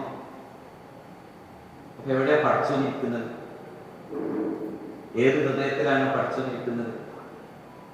ആർദ്രതയുള്ള ഹൃദയത്തിലാണ്. ആർദ്രതയുള്ള ഹൃദയത്തിലാണ്. ആ ആർദ്രതയാണ് മുഅ്മിനീങ്ങൾ നമുക്കുണ്ടാക്കിയെടുക്കേണ്ട ഏറ്റവും പ്രധാനപ്പെട്ട ഗുണമായി കാണുന്നത്, ഹൃദയാർദ്രത. അതുകൊണ്ടാണ് ഖുർആൻ പറയുന്നത് ഫവൈലുൽ ലിൽ ഖാസിയത്തി ഖുലൂബുഹും മിൻ ദിക്രില്ലാഹ്. ദൈവസ്മരണയിൽ നിന്ന് അകന്നുപോയ ഹൃദയങ്ങൾ കടുത്തു പോകുന്നു, സങ്കുചിതമായി പോകുന്നു. എന്നിട്ട് ഖുർആൻ പറയണ അതിനുള്ള മരുന്നെന്താ? പരിശുദ്ധ ഖുർആനെ പാരായണം ചെയ്യുമ്പോൾ മുഅ്മിനായ മനുഷ്യനെ സംബന്ധിച്ചിടത്തോളം തുമ്മ തലീനു ജുലൂദുഹും വഖുലൂബുഹും ഇലാ ദിക്രില്ലാഹ്. അള്ളാഹുവിന്റെ ഓർമ്മകളിലേക്ക് അവന്റെ ഹൃദയവും അവന്റെ ത്വക്കും ഹർഷോന്മാദത്തോടെ തരളിതമായി അങ്ങനെ ചേർന്നു വരുന്നു എന്നാണ് ഖുർആന്റെ പ്രയോഗം. നല്ല രസമുള്ള പ്രയോഗം. തലീനു ജുലൂദുഹും വഖുലൂബുഹും ഇലാ ദിക്രില്ലാഹ്. ഓർമ്മകൾ അള്ളാഹുവിലേക്കാകുമ്പോൾ ഹൃദയം ആർദ്രമാകും, ഹൃദയം തരളിതമാകുന്നു. ആ താരണ്യമാണ് പ്രധാനം എന്നാണ് വിശുദ്ധ ഖുർആനോട് പഠിപ്പിച്ചു തന്നത്. ഖുർആനെ അങ്ങനെയൊക്കെ വായിക്കാൻ പറ്റണം. ഖുർആൻ അത്ഭുതകരമാണ്, ഖുർആൻ ചിന്തനീയമാണ്, നിരന്തരമായും പഠന വിധേയമാക്കേണ്ട ഒന്നാണ്. പഠനമാണ് ഖുർആന്റെ ഒരു വലിയ ലക്ഷ്യമാക്കി നമ്മളെ കാണിച്ചു തന്നത്. ഖുർആൻ പഠിക്കണം എന്ന് ഞാൻ പറയുന്നത്, ഖുർആൻ പഠിക്കുമ്പോൾ പ്രപഞ്ചത്തെ പെട്ടു, മനുഷ്യനെ പെട്ടു. വെറുതെ സ്വർഗനരകങ്ങളെ കുറിച്ച് മാത്രം പഠിപ്പിക്കാനില്ല. ഒരിക്കൽ ഇങ്ങനെ ആയിഷ റളിയല്ലാഹു അൻഹയോട് ഇബ്നു ഉമർ റളിയല്ലാഹു അൻഹു ചോദിച്ചു, നബി തിരുമേനിയുടെ സ്വഭാവ വൈശിഷ്ട്യങ്ങളിലെ അത്ഭുതകരമെന്ന് നിങ്ങൾക്ക് തോന്നിയ ഒരു സന്ദർഭം എനിക്കൊന്ന് പറഞ്ഞു തരണം. അപ്പൊ പ്രവാചകന്റെ പ്രിയപ്പെട്ട പത്നി, നബി തിരുമേനി വഫാത്തായി പോയ വിധവയായ ചെറുപ്പക്കാരിയായ പരിശുദ്ധ റസൂലിന്റെ ഏറ്റവും തീക്ഷ്ണസമ്പന്നയായ അവിടുത്തെ പ്രിയതമ ആയിഷ റളിയല്ലാഹു അൻഹ പറഞ്ഞു. അവർ വിരുമ്പിയിട്ട് ചോദിച്ചു, ഏത് അത്ഭുതത്തെ കുറിച്ചാണ് അങ്ങനോട് ചോദിക്കുന്നത്? എല്ലാം അത്ഭുതമല്ലേ, ഓരോ മുഹൂർത്തവും അത്ഭുതമല്ലേ? എന്നിട്ട് പറഞ്ഞു, ഞാൻ ഒരു രാത്രി എന്റെ അടുക്കൽ വന്ന് എന്നെ അണച്ചു പിടിച്ചിട്ട് എന്നോട് പറഞ്ഞു, മുഹിബ്ബുക്കി ആയിഷ, ആയിഷ ഞാൻ നിന്നെ ഇഷ്ടപ്പെടുന്നു, ഞാൻ നിന്നെ പ്രണയിക്കുന്നു എന്ന് ഏത് ഭർത്താക്കന്മാർ എത്ര ഭാര്യമാരോട് പറയുന്നു എന്ന് ചോദിച്ചാൽ മുഹമ്മദ് നബി പറയുന്നു സല്ലല്ലാഹു അലൈഹി വസല്ലം, ഐ ലവ് യു എന്ന് പറയുന്നു അല്ലാഹുവിന്റെ റസൂൽ, ഞാൻ നിന്നെ ഇഷ്ടപ്പെടുന്നു, പ്രണയിക്കുന്നു. എന്നിട്ട് പറഞ്ഞു, ഈ രാത്രി എനിക്ക് എന്റെ റബ്ബിന്റെ മുന്നിൽ സുജൂദിലാകാൻ ആഗ്രഹമുണ്ട്. ആ സുജൂദിന്റെ ഭൂതലം മുഴുവൻ നനഞ്ഞിരുന്നു എന്ന് ആയിഷ ബീവി പറയുന്നുണ്ട്. ഇതിപ്പോ പറയാൻ പോകുന്നുണ്ടോ? അവനെ സ്വകാര്യം പറഞ്ഞു ചോദിച്ചാൽ ഇപ്പൊ ഏകദേശം ഇപ്പൊ പ്രായമുള്ള ആൾക്കാരാണ് ഇതിനകത്തുള്ളത് അല്ലെ? പ്രായം എന്തായാലും ചെറുപ്പമായാലൊക്കെ പറയാൻ പറ്റിയൊരു സംഭവമാണ് ഭാര്യയോട് ഐ ലവ് യു. അങ്ങനെ പറഞ്ഞാലേ കുടുംബം നന്നാവും. കുടുംബം പലപ്പോഴും ഒരു ഊഷരമായ നെറുക്കാടാണ്. കാരണം ഈ പറയപ്പെടുന്ന പ്രണയം അവിടെ ഉണ്ടാവുന്നില്ല. ഞാൻ ആ വിഷയത്തിലേക്ക് പോകുന്നില്ല. കുടുംബം വലിയ പ്രശ്നമാണ്, വലിയ പ്രശ്നമാണ്. ശരിക്കും പറഞ്ഞാൽ ഇന്നിപ്പോ കുടുംബം ഒരു ബർഡനാണെന്ന് പറയുന്ന കുട്ടികൾ വളർന്നു വന്ന കാലം. അപ്പൊ പല കുട്ടികളും ചോദിക്കുന്ന ചോദ്യമാണ്, ഇതൊരു വലിയ ഉത്തരവാദിത്തന്റെ അവസ്ഥ, കല്യാണം കഴിക്കണോ? നമ്മുടെ കുട്ടികൾ ചോദിച്ചോ. അതിന്റെ കൂടെ ജെൻഡർ ന്യൂട്രാലിറ്റി മറ്റൊക്കെ വരും. ഞാൻ ആ വിഷയത്തിലേക്ക് പോകാൻ തുനിയുന്നില്ല, കാരണം അത് വലിയൊരു വിഷയം തന്നെയാണ്. കുടുംബം, ഈ പറയപ്പെടുന്ന ഇന്നുള്ള പുതിയ ചില വാദങ്ങൾ, വലിയ അപകടകരമായ വാദങ്ങൾ ഉന്നയിക്കപ്പെടാം. ഞാൻ പറഞ്ഞു വന്നത് ആയിഷ റളിയല്ലാഹു തആല അൻഹ നബി സല്ലല്ലാഹു അലൈഹി വസല്ലമയുടെ ഗുണം പറയുമ്പോൾ പറഞ്ഞു, ആ രാത്രിയിൽ പ്രവാചകൻ ഇങ്ങനെ നിദ്രാവിഹീനനായി നമസ്കരിച്ചിട്ടും പിന്നെ ചിന്തിച്ചു വിളിക്കുന്നത്. അപ്പോഴാണ് ബിലാൽ വരുന്നത്. ബിലാൽ അല്ലാഹുവിന്റെ റസൂലിനോട് ചോദിക്കുന്നു, നബിയെ ഈ സമയം അത്രയും ഒന്നും ഉറങ്ങിയിട്ടില്ല. പ്രവാചകൻ പറഞ്ഞു, ഇന്നത്തെ രാത്രി എനിക്കായി അല്ലാഹു നൽകിയ ഒരു മനോഹരമായ ആയത്തുണ്ട്, ഞാൻ ആയത്തിനെ കുറിച്ച് ആലോചിക്കട്ടെ. എന്താണ് ആയത്തെന്നറിയോ? ഇന്ന ഫീ ഖൽഖിസ് സമാവാതി വൽ അർദ് വഖ്തിലാഫിൽ ലൈലി വൻ നഹാർ ലആയാതിൻ ലിഉലിൽ അൽബാബ് الذين يذكرون الله قياما وقعودا وعلى جنوبهم ويتفكرون في خلق السماوات والأرض ربنا ما خلقت هذا باطلا سبحانك فقنا عذاب النار. എന്തൊരു മനോഹരാണ്. എവിടുന്നാ തുടങ്ങുന്നത്?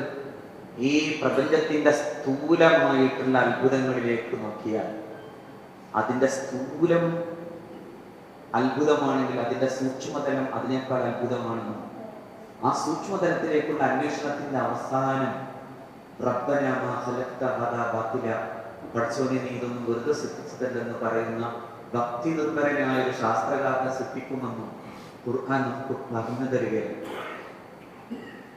എത്ര ശാസ്ത്രകാരന്മാർക്ക് നമ്മുടെ നാട്ടിൽ നമ്മുടെ കൂട്ടത്തിൽ. വിശ്വാസിയെ ശാസ്ത്രജ്ഞനാക്കുന്ന അതിമനോഹരമായ കാഴ്ചപ്പാട് അവതരിപ്പിച്ച ആ ആയത്ത് വന്ന ദിവസം ഉറങ്ങാതിരുന്ന പ്രവാചകനോട് ബിലാലിന്റെ ചോദ്യത്തിന് മുഹമ്മദ് നബി പറഞ്ഞു, ഈ ആയത്ത് ഓതിയിട്ടും ചിന്തിക്കാത്തവനുണ്ടെങ്കിൽ അവനാണ് നാശം. അപ്പൊ വൈലുൽ ലിമൻ ഖറഅ വലം യതഫക്കർ, ഇത് ചിന്തിക്കാതെ ഓതുന്നവനാണ് നാശം എന്ന് മുഹമ്മദ് മുസ്തഫ. അല്ലെ, പ്രപഞ്ചം എന്ന അത്ഭുതത്തിലേക്ക് നോക്കാൻ ആകാശം, ഭൂമി, രാപ്പകലുകളുടെ വ്യതിയാനം, അതായത് ശരിക്കും പറഞ്ഞാൽ സ്പേസ് ആൻഡ് ടൈം, അല്ലെ, സ്ഥലവും കാലം. കാലം എന്നതാണ് ശരിക്കും പറഞ്ഞാൽ നമ്മുടെ ഭൗതിക ശാസ്ത്രത്തിന്റെ അടിസ്ഥാന മർമ്മം. സ്ഥലത്തെ, കാലത്തെ, ടൈം, സ്ഥലത്തെ കുറിച്ച്, അതായത് സൃഷ്ടിയെ കുറിച്ച് പഠിപ്പിക്കാൻ വേണ്ടി തുടങ്ങുമ്പോൾ പ്രപഞ്ചോത്പത്തിയെ കുറിച്ച് ആലോചിച്ചു തുടങ്ങിയ ശാസ്ത്രകാരൻ എഴുതിയ പുസ്തകം a brief history of time ആണ്. A brief history of time, അല്ലെ, സ്റ്റീഫൻ ഡബ്ല്യു ഹോക്കിംഗ്. ഈ എപ്സ്റ്റീൻ ഫയലിന്റെ കാലത്ത് സ്റ്റീഫൻ ഡബ്ല്യു ഹോക്കിങ്ങിനെ ഓർക്കാൻ കുറച്ച് ബുദ്ധിമുട്ടുണ്ടെങ്കിലും സ്റ്റീഫൻ ഡബ്ല്യു ഹോക്കിംഗ് വലിയ മനുഷ്യനാണ്. ഫയലൊക്കെ വരുമ്പോൾ പലരെയും കുറിച്ചാണ് ചില പ്രശ്നങ്ങളൊക്കെ വരുന്നുണ്ടാകും. പക്ഷേ അത് നമുക്ക് വിടാം. പക്ഷെ അദ്ദേഹം വലിയ, അതായത് ഐൻസ്റ്റീന് ശേഷം ഐൻസ്റ്റീന്റെ കസേരയിൽ ഇരുന്ന വളരെ പ്രഗത്ഭനായ ശാസ്ത്രജ്ഞനാണ്. പക്ഷെ അദ്ദേഹം എഴുതിയ 2 പുസ്തകം, ഞാൻ ആ 2 പുസ്തകവും വായിച്ച ഒരാളാണ്. പക്ഷെ വലിയ ശാസ്ത്രവിദ്യ ഇല്ലാത്തതുകൊണ്ട് ഞാൻ അത്രമേ കൃത്യമായി അത് പഠിച്ചു എന്ന് അവകാശപ്പെടുന്നില്ല. പക്ഷെ ചിലത് ഞാൻ ഇങ്ങനെ വല്ലാതെ എന്നെ ആകർഷിച്ചു. ഒന്ന്, അദ്ദേഹത്തിന്റെ ഒരു പുസ്തകം ദ ഗ്രാൻഡ് ഡിസൈൻ ആണ്. The grand design. ഞാൻ ആ പുസ്തകം കൽക്കട്ടയിൽ വെച്ചാണ് ഞാൻ വായിക്കാൻ വേണ്ടിയിട്ട് അത് വാങ്ങിയ പാടെ ഞാൻ ആദ്യം ആലോചിച്ചൊരു കാര്യമാണ് the grand design. Then who is that grand designer? ചോദ്യമില്ലേ? സ്റ്റീഫൻ ഹോക്കിംഗ് ചോദിച്ചു എനിക്കറിയില്ല. നമ്മൾ ആ പുസ്തകം വായിക്കാൻ ചോദിക്കേണ്ട ചോദ്യം അതല്ലേ? The grand design. Then who is that grand designer? ഈ ചോദ്യം ചോദിപ്പിക്കാനാണ് ഈ ആയത്ത്. ഈ ചോദ്യം ചോദിപ്പിക്കാനാണ് ഈ ആയത്ത്. ആകാശഭൂമികളുടെ വിസ്മയങ്ങളെ നോക്കുന്നുണ്ടോ? കാലത്തിന്റെ ചക്രത്തെ, സമയത്തിന്റെ ഈ കറക്കത്തെ കുറിച്ച് ചിന്തിക്കുന്നുണ്ടോ? അങ്ങനെ ചിന്തിക്കാൻ തുടങ്ങിയാൽ കൂടുതൽ സൂക്ഷ്മമായ തലത്തിലേക്ക് ആ ചിന്തയെ കൊണ്ടുവരുന്നുണ്ടോ? അപ്പോ ചിന്തിച്ചിട്ട് പഠിച്ചവനെ ഓർത്തിട്ട് അല്ലാഹുവേ ഇതൊന്നും വെറുതെ സൃഷ്ടിച്ചതല്ലെന്നുള്ള ബോധ്യത്തിലേക്ക് എത്തുമ്പോൾ നരകത്തിൽ നിന്ന് കാക്കണേ എന്ന് പറയുന്നവനായി മാറുന്ന ഒരു വിശ്വാസിയെ, ശാസ്ത്രജ്ഞനെ അല്ലാഹു റബ്ബുൽ ഇസ്സത്ത് ഈ ആയത്തിലൂടെ പഠിപ്പിച്ചേരാ. നിങ്ങൾ ആലോചിച്ചോക്കെ. അതുകൊണ്ടാണ് സ്റ്റീഫൻ ഹോക്കിംഗ് ആ ഈ ബ്രീഫ് ഹിസ്റ്ററി ഓഫ് ടൈമിന്റെ അവസാനത്തെ പേജിൽ ചോദിക്കുന്നത് വൈ ഇറ്റ് ഈസ് എക്സിസ്റ്റിംഗ്. എന്തുകൊണ്ടാണ് ഈ പ്രപഞ്ചം ഇങ്ങനെയൊക്കെ നിലനിൽക്കുന്നത്? അതേ ആ ചോദ്യം ചോദിച്ചിട്ട് പറയുന്നത് ഇത് എന്റെ ചോദ്യമല്ല, ഇതൊരു എഞ്ചിനീയറുടെ ചോദ്യമല്ല, ഡോക്ടറുടെ ചോദ്യമല്ല, ഒരു മത്സ്യബന്ധനക്കാരന്റെ ചോദ്യമല്ല, സർവ്വ മനുഷ്യരുടെയും ചോദ്യം. എന്നിട്ട് അദ്ദേഹം പറയുന്നുണ്ട് ഈ ചോദ്യത്തിന്റെ ഉത്തരത്തിലേക്ക് നമുക്ക് നടക്കേണ്ടി വന്നാൽ if we find that answer, that will be the type of human reason. എന്തുകൊണ്ടാണ് we will find the mind of God. നമ്മൾ ദൈവത്തിന്റെ മനസ്സ് കാണേണ്ടി വരും. If we find that answer, that will be the triumph of human reason. മനുഷ്യയുക്തി ഇന്നേ വരെ ചോദിച്ച ചോദ്യങ്ങളുടെ ഏറ്റവും അത്ഭുതകരമായ ഉത്തരത്തിലേക്ക്, ട്രയംഫ്, വിജയം എടുക്കുന്ന ഒരു ഉത്തരത്തിലേക്ക് അവന് നടക്കാൻ പറ്റണമെങ്കിൽ ഈ ചോദ്യം എടുക്കണം. ഈ ചോദ്യം ചോദിപ്പിച്ചു ഈ ചോദ്യം ചോദിപ്പിച്ചു ആരാണ് ഈ പ്രപഞ്ചത്തിന്റെ സൃഷ്ടി നടത്തിയത്? എത്ര മനോഹരമാണ്. ഖുർആന്റെ ഒരു പ്രയോഗമല്ലേ? ഖുർആൻ പ്രപഞ്ചത്തിന്റെ മനോഹാരിതയെ കുറിച്ച് ഞാൻ പറഞ്ഞുകൊണ്ടേ, സസ്യലതാദികളെ കുറിച്ച്, ഭൂമിയുടെ സൗന്ദര്യത്തെ കുറിച്ച്, പുഴകളുടെ അതിമനോഹരമായ അതിന്റെ പുളിനങ്ങളുടെ ഒഴുക്കിനെ കുറിച്ച് എല്ലാം പറഞ്ഞിട്ട് അല്ലാതെ ഒറ്റ ചോദ്യം തീർക്കുന്നു. ഇതെല്ലാം സംവിധാനിച്ച പടച്ചവനെ അനുസരിക്കാൻ നിങ്ങൾ ബാധ്യസ്ഥരല്ലയോ? ആ ചോദ്യം ഒന്നാമത് ചോദിക്കാൻ. ഖുർആനെ അങ്ങനെയൊക്കെ ഒന്ന് വായിക്കാനൊന്ന് ശ്രമിച്ചോക്കെ. ഖുർആൻ ഇങ്ങനെ നിങ്ങൾ അള്ളാഹുവുമായി സംവദിക്കാനുള്ള ഒരു ബ്രിഡ്ജ്, ഒരു മാധ്യമമാണ്, ഒരു പാലമാണ് അള്ളാഹുവുമായി സംവദിക്കാൻ. അതുകൊണ്ടാണ് ഖുർആനെ കുറിച്ച്, ഖുർആൻ നിരന്തരമായി ഖുർആനെ ഇടപെടുന്ന ആളുകളെ കുറിച്ച് നബി സല്ലല്ലാഹു അലൈഹി വസല്ലം പറഞ്ഞു, അവർ അള്ളാഹുവിന്റെ കുടുംബം. അള്ളാഹുവിന്റെ കുടുംബം. ഖുർആനെ അങ്ങനെ സമീപിക്കാൻ അവ ഹൃദയം മാർദ്രമോ ലിന്തല് ചിന്ത കൂടുതൽ ഉദ്ദീപിക്കപ്പെടും. നമ്മുടെ ചിന്തയിൽ പ്രാപഞ്ചിക ജീവിതത്തിന്റെ അത്ഭുതത്തെ കുറിച്ചുള്ള ആലോചനകൾ എല്ലാ അത്ഭുതമല്ലേ. ഖുർആൻ തുടങ്ങിയെടുത്ത് പോകുന്ന ഞാൻ പറഞ്ഞു പോയ ഒരുപാട് സമയം എടുക്കേണ്ടി വരുന്ന ഒരു കാര്യമാണ്. നോക്കൂ നിങ്ങൾ, ഉമ്മയുടെ ഗർഭപാത്രത്തിന്റെ അത്ഭുതത്തെ കുറിച്ച് തുടങ്ങിയിട്ടാണ് ദൈവത്തിലേക്കുള്ള നിന്റെ നടത്തം പൂർണ്ണമാക്കാൻ പറ്റുമെന്ന് പറയുന്ന ഒരേ ഒരു ഗ്രന്ഥം ഖുർആൻ. ഒരേ ഒരു ഗ്രന്ഥം ഖുർആൻ. ഇഖ്റ ബിസ്മി റബ്ബിക അല്ലദീ ഖലഖ ഖലഖൽ ഇൻസാന മിൻ അലഖ്. അലഖ് അലഖ് കീത്തുമൂറിന്റെ ഡെവലപ്പിംഗ് മൂവ്മെന്റ്. ഞാൻ സാധാരണ എൻ്റെ കുട്ടികളോടൊക്കെ പറയാറുള്ളത്, ഇപ്പൊ വായിക്കാർക്കൊന്നല്ല, 5 മിനിറ്റ് അല്ലെങ്കിൽ 2 മിനിറ്റിലേക്ക് ഒതുക്കി പിന്നെ 1 മിനിറ്റിലേക്ക് കൂടി ഒതുക്കി തന്നാൽ അത് എളുപ്പമാണെന്ന് പറയുന്നവരുടെ കാലത്താണ് നമ്മൾ ജീവിക്കുന്നത്. അതുകൊണ്ട് ഞാൻ പറയുന്നത്, കീത്തുമൂറിന്റെ ഈ ഡെവലപ്പിംഗ് മൂവ്മെന്റ് വെറുതെ ഡൗൺലോഡ് ചെയ്യും, വായിക്കണ്ട. പക്ഷെ ആ പേജ് ഞാൻ വെറുതെ മറിച്ച് വെക്കാം. അപ്പൊ ഉണ്ടാവും ആ പേജിൽ ഇങ്ങനെ ആ ഹ്യൂമൻ എംബ്രിയോ പിന്നെ ഉമ്മയുടെ ഗർഭപാത്രത്തിൽ ചെന്നിട്ട് ആ ഗർഭപാത്രത്തിൽ നിൽക്കുന്ന ഒരു രൂപം കാണാൻ പറ്റും. അത് മാത്രം കണ്ടാൽ മതി. ദ ഫാദർ ഓഫ് എംബ്രിയോളജി എന്ന് പറയുന്നയാളാണ് കീത്തുമൂർ. അത്രമേ എംബ്രിയോളജി സംബന്ധമായി പഠിച്ച വലിയ ശാസ്ത്രകാരനാണ്. പക്ഷെ നിങ്ങൾ ആ പുസ്തകം വായിക്കണ്ടെന്ന് ഞാൻ നിങ്ങളെ തറപ്പിച്ച് പറയണ്ട, സമയമില്ലല്ലോ അതുകൊണ്ട്. പക്ഷെ ആ പുസ്തകം മറിച്ച് നോക്കിയിട്ട് അത് ഞാൻ പറഞ്ഞ പോലെ ഈ എംബ്രിയോ എന്തായിട്ട് നിൽക്കുന്നു നോക്കിയാൽ മതി. അപ്പൊ കാണാം മാതൃഗർഭപാത്രത്തിന്റെ ഭിത്തിയിൽ ഇതിങ്ങനെ അള്ളി പിടിച്ചിരിക്കുന്നതാണ്, ഒരു അട്ട, ഒരു പുഴു പോലെ. എത്ര നൂറ്റാണ്ട് മുമ്പാണ് ഈ വർത്തമാനം ഖുർആൻ പറഞ്ഞത്?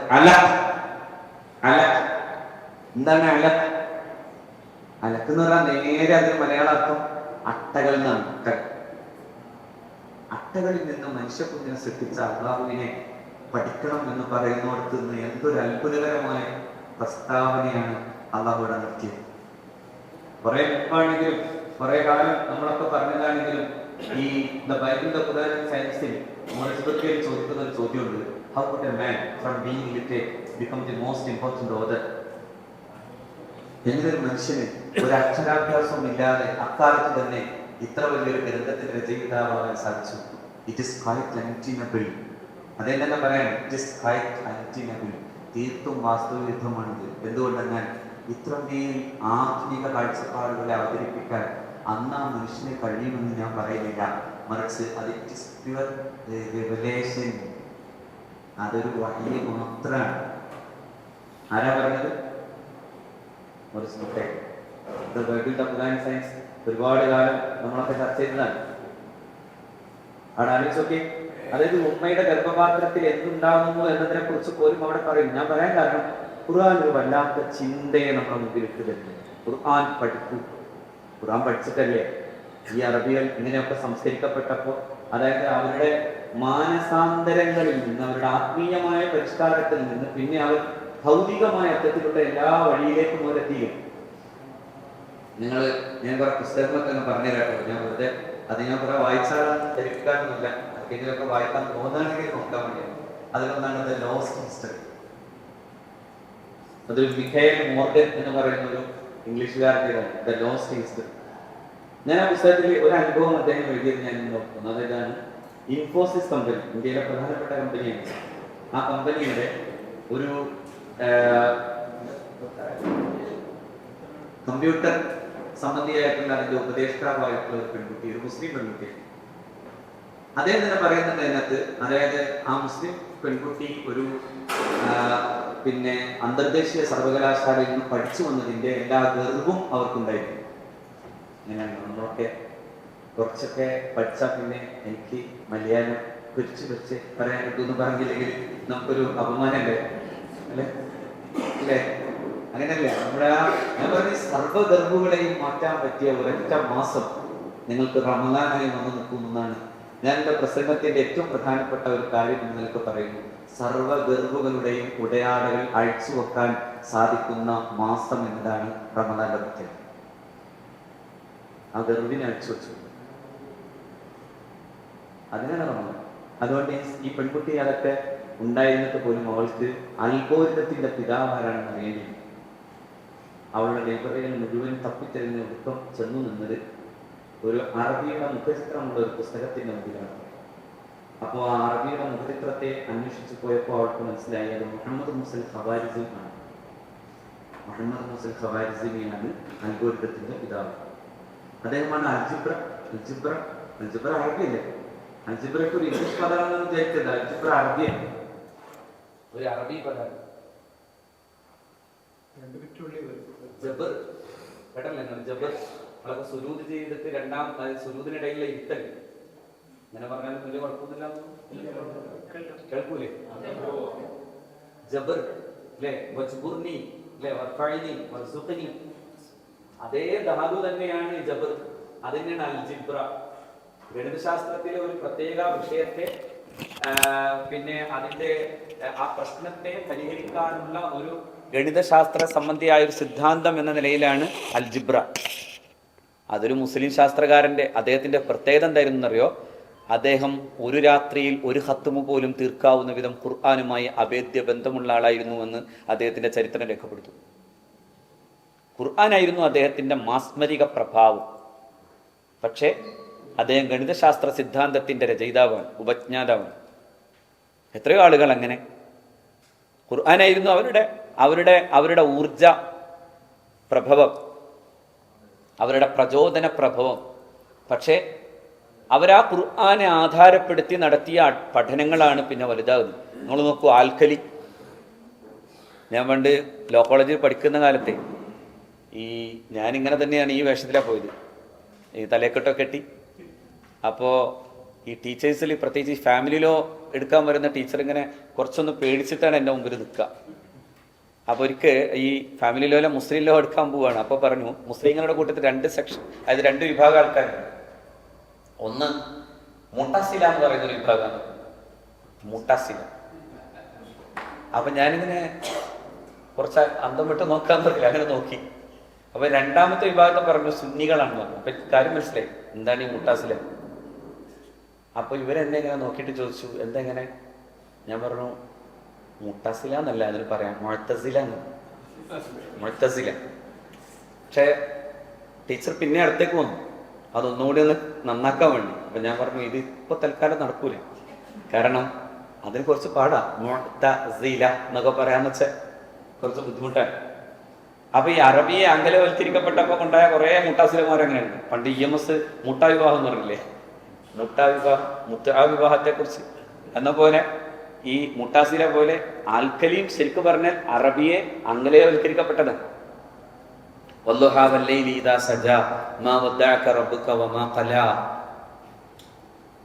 ആ പദത്തിൽ തന്നെയാണ് ഖാലി. അതിൽ നമ്മൾ സാധാരണ ഇംഗ്ലീഷിലെ ഡെഫിനിറ്റ് ആർട്ടിക്കിൾ പോലെ ദാ കൊടുക്കണ പോലെ അൽ കണ്ടിട്ടില്ലേ? അല്ല് കൊടുക്കുമ്പോൾ അൽ ഖാലി എന്ന് പറയാം. അറബി അറിയുന്നവർക്ക് അതിന് കുറച്ചുകൂടി മനസ്സിലാവും. അൽ ഖാലി. അതിനെ ആംഗലവൽക്കരിക്കപ്പെട്ടപ്പോഴാണ് ആൽക്കലി. അപ്പൊ പിന്നെ ആരാത് കണ്ടെത്തിയ ആള്? അൽക്കീമിയ, കെമിസ്ട്രി സംബന്ധമായിട്ടുള്ള വലിയ പഠനങ്ങൾ മുസ്ലിം നടത്തിയിരുന്നു, വലിയ പഠനങ്ങൾ. അതുകൊണ്ടല്ലേ ഈ ഖുർആൻ കൈപ്പിടിച്ച് പോയിട്ട് സ്പെയിനിൽ ചെന്ന് നിന്ന് യൂറോപ്പിന് വെളിച്ചം കൊടുത്തു എന്ന് നമ്മളാരുമല്ലോ പറയുന്നത്. ആ മുസ്ലിം ചരിത്രകാരന്മാരല്ലേ. ഹിസ്റ്റോറി ഓഫ് ഇന്ത്യ എഴുതുമ്പോൾ നെഹ്റുവും ഈ യൂറോപ്പിനെ കുറിച്ച് പറഞ്ഞത് ഇങ്ങനെയാണ്: Europe was backward in learning arts, science and all amenities of life. The Arab Spain especially the University of Cordova kept the lamp of learning എന്നാണ് നെഹ്റുവിന്റെ ഭാഷ സുന്ദരം. kept the lamp of learning. വിജ്ഞാനത്തിന്റെ ഒരു ദീപശിഖയുമായി അറബികൾ യൂറോപ്പിന്റെ ഇരുണ്ട ഘനാന്ധകാരങ്ങളിലൂടെ നടന്നില്ലായിരുന്നുവെങ്കിൽ ഇന്ന് നിങ്ങളൊക്കെ പറയുന്ന യൂറോപ്പിന്റെ ശാസ്ത്രത്തെക്കുറിച്ചുള്ള, നവോത്ഥാനത്തെക്കുറിച്ചുള്ള, പരിഷ്കരണത്തെക്കുറിച്ചുള്ള, ജനാധിപത്യത്തെക്കുറിച്ചുള്ള ഒരു വഴിയും അവർക്ക് മനസ്സിലാകുമായിരുന്നില്ല എന്ന് പണ്ഡിറ്റ്ജി പറയും. പണ്ഡിറ്റ് അപ്പൊ നിങ്ങൾ ആലോചിച്ച് നോക്കൂ, ഈ ഖുർആനാണ് അതിൻ്റെയൊക്കെ പ്രചോദനകൾ. ആ ഖുർആൻ ഇറങ്ങിയ മാസം എന്ന നിലക്കും ആ ഖുർആൻ പാരായണം ചെയ്യാൻ കൂടുതൽ സമയമെടുക്കേണ്ട മാസം എന്ന നിലയിലുമാണ് പരിശുദ്ധ റമദാനിനെ നമ്മൾ അടയാളപ്പെടുത്തേണ്ടത്. ഖുർആനെ വായിക്കുക, ഖുർആനെ പഠിക്കുക, ഖുർആനുമായി ബന്ധപ്പെടുക, ഖുർആനുമായി സല്ലപിക്കുക. ഖുർആനുമായി സല്ലപിക്കുക അത് പടച്ചവനുമായി സല്ലപിക്കുന്ന പോലെയാണ്. എന്തുകൊണ്ടെന്നാൽ ഓരോ സമയവും നമ്മോട് അല്ലാഹു റബ്ബുൽ ഇസ്സത്ത് സംസാരിക്കുകയാണ് ചെയ്യുക. ആ സംസാരങ്ങളിലൂടെ ഹൃദയത്തെ കൂടുതൽ കൂടുതൽ ആർദ്രമാക്കുക. ഓരോ സമയവും അങ്ങനെ ആക്കി മാറ്റുക. അപ്പോൾ നിങ്ങളുടെ അയൽക്കാരനോട് നിങ്ങൾക്ക് ഇഷ്ടം തോന്നും, നിങ്ങളുടെ ശത്രുവിനോട് പോലും നിങ്ങൾക്ക് മമത തോന്നും എന്ന് പരിശുദ്ധ ഖുർആൻ പറഞ്ഞു. അല്ലേ? കഅന്നഹു വലിയുൻ ഹമീം എന്നാണ് ഖുർആൻ പ്രയോഗിച്ച പ്രയോഗം. കഅന്നഹു വലിയുൻ ഹമീം. ഈ സ്വഭാവ വൈശിഷ്ട്യത്തെ കുറിച്ചൊക്കെ ഒന്ന് ചിന്തിച്ചു നോക്കിയേ. അതായത് ശത്രുവിനോടുള്ള കാഴ്ചപ്പാടായി അള്ളാഹു അവതരിപ്പിച്ചത് ഇങ്ങനെയാണ്: അവനെ ഏറ്റവും അടുത്ത ബന്ധുവിനെ പോലെ കാണാൻ പറ്റുന്ന വിധത്തിലേക്ക് സത്യവിശ്വാസി മാറും എന്നാണ് ഖുർആൻ പറയുന്നത്. നല്ലതാണ് തിരിച്ചു കൊടുക്കേണ്ടത്, മോശമല്ല. പണ്ടൊരു നമ്പൂരി മറ്റൊരാളും തമ്മിൽ എന്തോ ഇടഞ്ഞപ്പോൾ ഇയാളിങ്ങനെ കുറെ മോശം പ്രയോഗങ്ങളൊക്കെ നടത്തിയപ്പോൾ ഇയാൾ ഇങ്ങോട്ട് പിന്നെ വഴുതലങ്ങ, കുമ്പളങ്ങ എന്നൊക്കെ തിരിച്ചു പറയാൻ തുടങ്ങിയപ്പോൾ ആരോ ചോദിച്ചു, എന്തപ്പോ നമ്പൂരി അങ്ങനെ പറയാൻ കാരണം? ഓൻ തിന്നുന്നത് ഓൻ പറഞ്ഞു, നോം തിന്നുന്നത് നാം പറഞ്ഞു. നമ്മുടെ സംസ്കാരം നമ്മൾ പറയണം, നമ്മുടെ സംസ്കാരം നമ്മൾ പറയണം.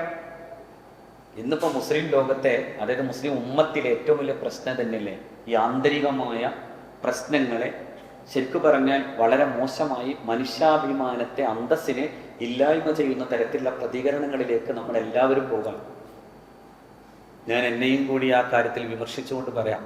പക്ഷെ നിങ്ങൾ ആലോചിച്ച് നോക്കൂ, അവസാനത്തെ പ്രസംഗം ശരിക്കു പറഞ്ഞാൽ ഒരു കോൺവെക്കേഷൻ സെറിമണി എന്ന് പറയാൻ പറ്റും അത്.